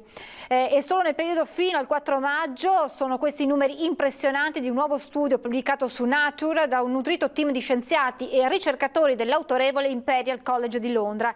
In Italia, scrive ancora Variati, abbiamo superato i 34.000 decessi, una cifra drammatica che ha fatto mettere in dubbio a più di uno le misure di contenimento adottate. Un danno all'economia e alle libertà individuali senza una reale efficacia nel contenere il contagio. Le polemiche hanno puntualmente accompagnato ogni scelta del governo di adottare progressivi lockdown e di mantenerli per diverse settimane. Ora però, continua in questa nota il sottosegretario Variati, sappiamo cosa sarebbe successo se non avessimo messo in campo quelle misure drastiche e dolorose di contenimento. Nella sola Italia e solo fino al 4 maggio ci sarebbero stati 630.000 morti. Questa è una risposta insomma alle tante polemiche, critiche che sono piovute in quei mesi di lockdown, ma ancora adesso molti stanno criticando le scelte del governo, le restrizioni messe in campo. Ma i numeri, insomma, dalla nota del sottosegretario Variati premiano le scelte del governo. Abbiamo sentito prima il governatore Zaia che ha annunciato alle 16 questa conferenza dei governatori delle regioni per parlare degli spettacoli. Ebbene, si ritorna lentamente alla normalità e da lunedì riapriranno gli spettacoli teatrali con il pubblico ma all'aperto. Tra Mestre e Venezia partirà una rassegna con ingresso gratuito. Vediamo il servizio realizzato dalla nostra redazione di Venezia. Aprano i sipari, si riaccendano le luci. Dopo quasi 4 mesi, lunedì prossimo avremo indietro un altro pezzo di normalità, il ritorno del teatro. Il 15 giugno per quello veneziano e Veneto sarà la data della rinascita. Arte Ben e anche il Teatro Stabile offriranno spettacoli a ingresso gratuito. Spicca la rassegna tutta veneziana Io sono teatro tra la gente, 8 pièce a ingresso libero fino a esaurimento posti tra Mestre e il centro storico. Si inizia con un attore, diciamo così, emergente, Andrea Pennacchi, in piazzetta Malipiero, in prima nazionale con addirittura una doppia replica. E quindi ripartiamo proprio col Poiana, che in questo momento, come posso dire, è molto seguito. E apriremo lunedì qui con un doppio appuntamento, quindi dando l'opportunità ai nostri cittadini e a chi ha piacere anche da fuori ovviamente di rifrequentare le nostre piazze, i nostri ristoranti. La rassegna proseguirà lunedì 22 e 29 giugno a Villa Erizzo con Romeo e Giulietta del Teatro Stabile di Verona e con Il mestiere comico del Pantachin. Quindi il 3, 4, 5 luglio a Venezia al Parco del Teatrino Groggia a Sant'Alvise. Il Don Chisciotte della Stivalaccio chiuderà la rassegna il 6 luglio di nuovo in piazzetta Malipiero. Bisognerà venire qui un po' prima, perché poi le persone conviventi potranno stare sedute vicino, quelle non conviventi distanziate, quindi ci sarà un momento di sistemazione al posto che richiederà un po' di pazienza da parte dei cittadini e molta organizzazione da parte nostra. È l'inizio, perché noi quest'estate puntiamo a fare 3 mesi non stop di iniziative culturali che animino tutto il territorio comunale. Il teatro a Mestre e a Venezia ritorna all'antico, all'aperto e gratis. Una consolazione per il popolo, mentre restano le ferite sul mondo economico, l'industria turistica in particolare. Una mazzata come quella che è arrivata alla città di Venezia ad oggi è stimabile intorno ai 25-30 milioni. Molti colleghi albergatori di Venezia quest'anno decidono di non aprire e si confida che dalla primavera del 2021 un qualche cosa di diverso possa aver luogo.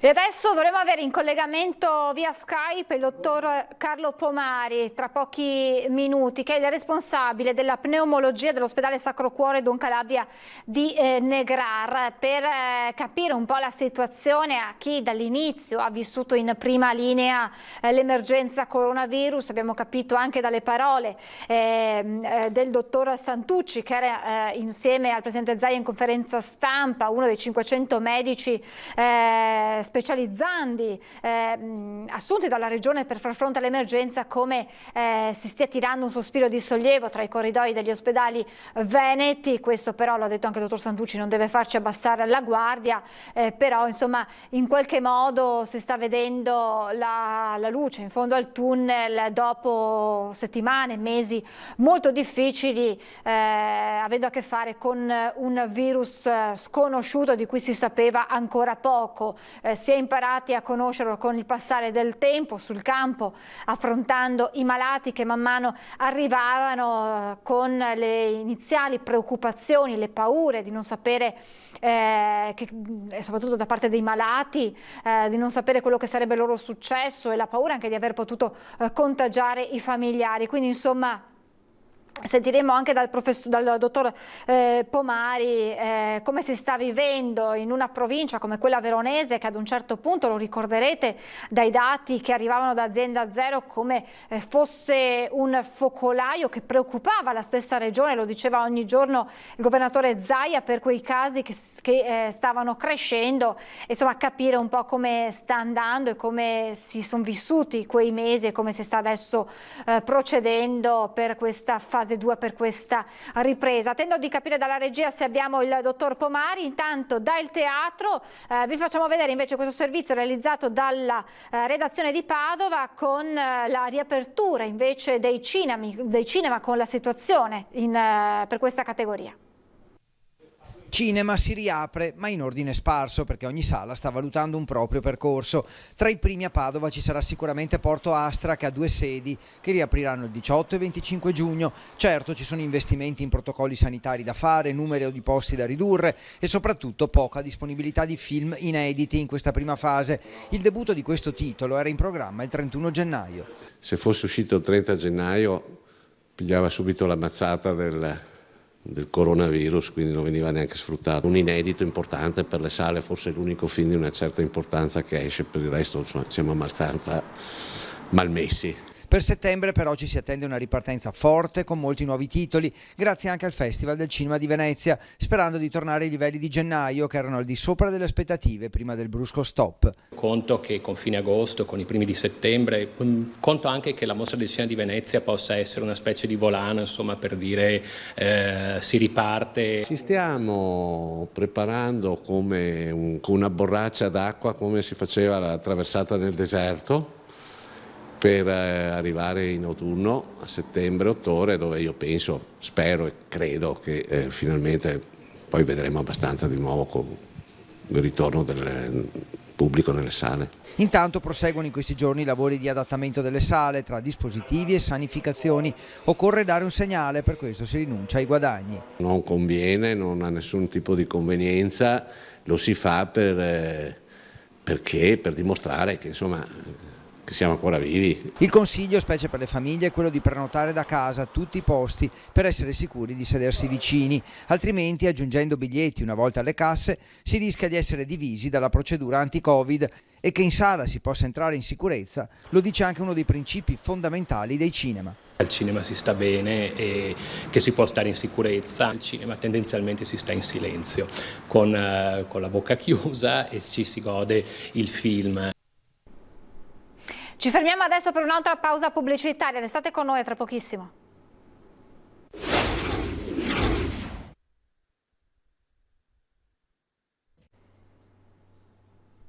Rieccoci in diretta con la nostra edizione straordinaria, l'avevo annunciato e abbiamo in collegamento Skype il dottor Carlo Pomari, responsabile della pneumologia dell'ospedale Sacro Cuore Don Calabria di Negrar. Buongiorno dottore, ben ritrovato.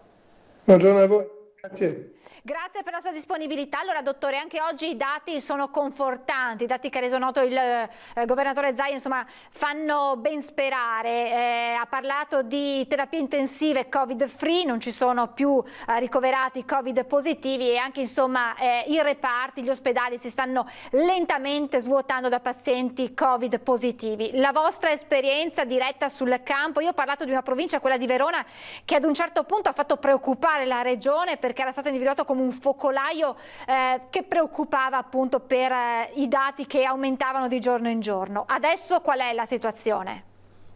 La situazione è esattamente quella nazionale, cioè siamo in una condizione ottimale, diciamo, molto ridimensionata rispetto ai mesi scorsi.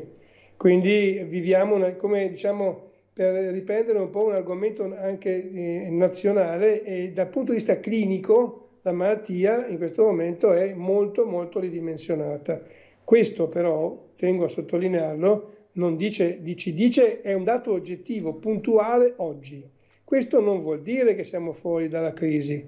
Ecco, credo che la gente abbia bisogno di una chiarezza su questo, perché i vari discorsi che sentiamo tutti i giorni possono creare, sento perlomeno nell'ambulatorio quotidiano, la gente mi chiede perché ha un po' di confusione rispetto a questo problema. Cioè siamo guariti, nel senso che non abbiamo più problemi, il virus non c'è più, il virus si è attenuato, cos'è? E questa è la realtà che oggi la gente chiede, diciamo, una puntualizzazione migliore rispetto alle informazioni che abbiamo.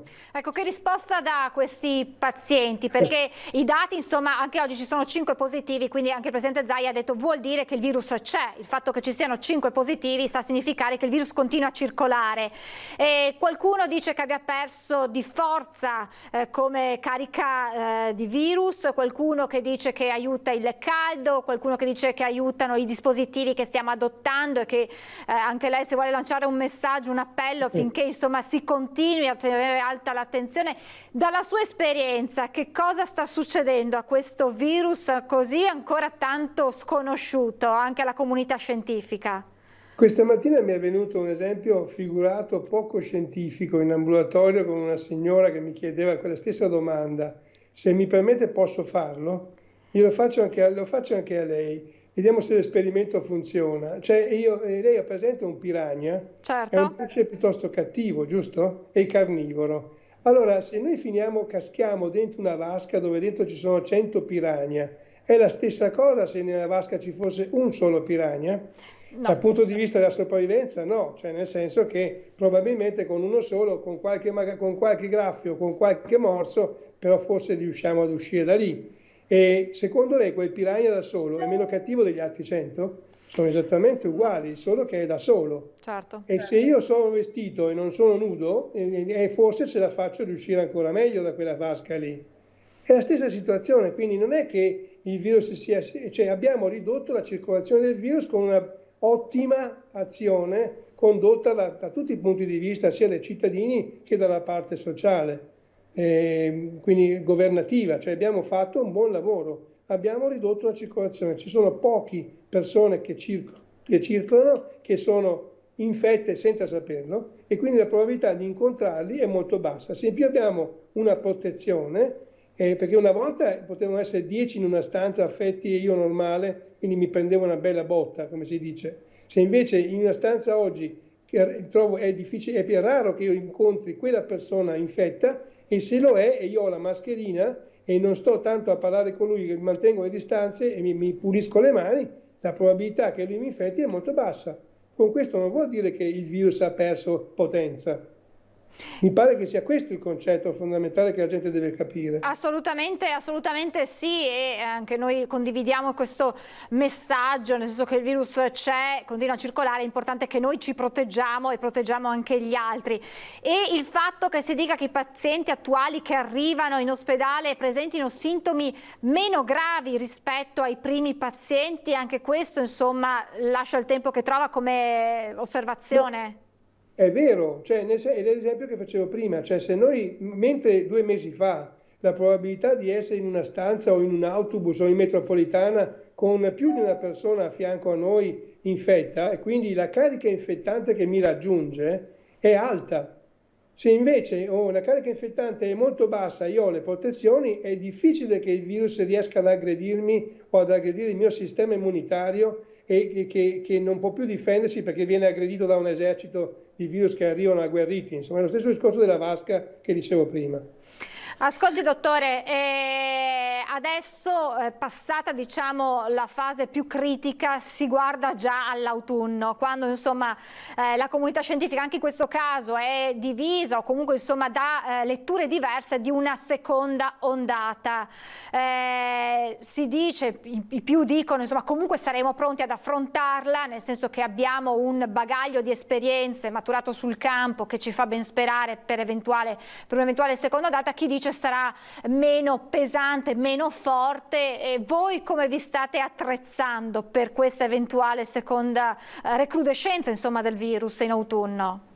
I reparti sono tutti quanti, diciamo, sono per il momento chiusi ma pronti, questo nell'eventualità, e questo è diciamo, un grande risalto alla nostra sanità secondo me, veneta, perché questo è un grosso, abbiamo dato un grande esempio secondo me di capacità operativa proprio sul campo in territori piuttosto difficili. Però quello che dico io è ancora una volta questo, cioè c'è un po' di contraddizione appunto nell'informazione. Da una parte si dice che appunto il virus è quasi scomparso o è attenuato al punto tale da non avere preoccupazioni, e dall'altra si dice che ne avremo una recrudescenza in inverno. Cioè, per quale motivo? Allora, secondo me, se noi continuiamo ad avere un rapporto così virtuoso, e ripeto, virtuoso soprattutto perché finché i ristoranti, finché i supermercati, i negozi, tutte queste persone manterranno questo rapporto così importante,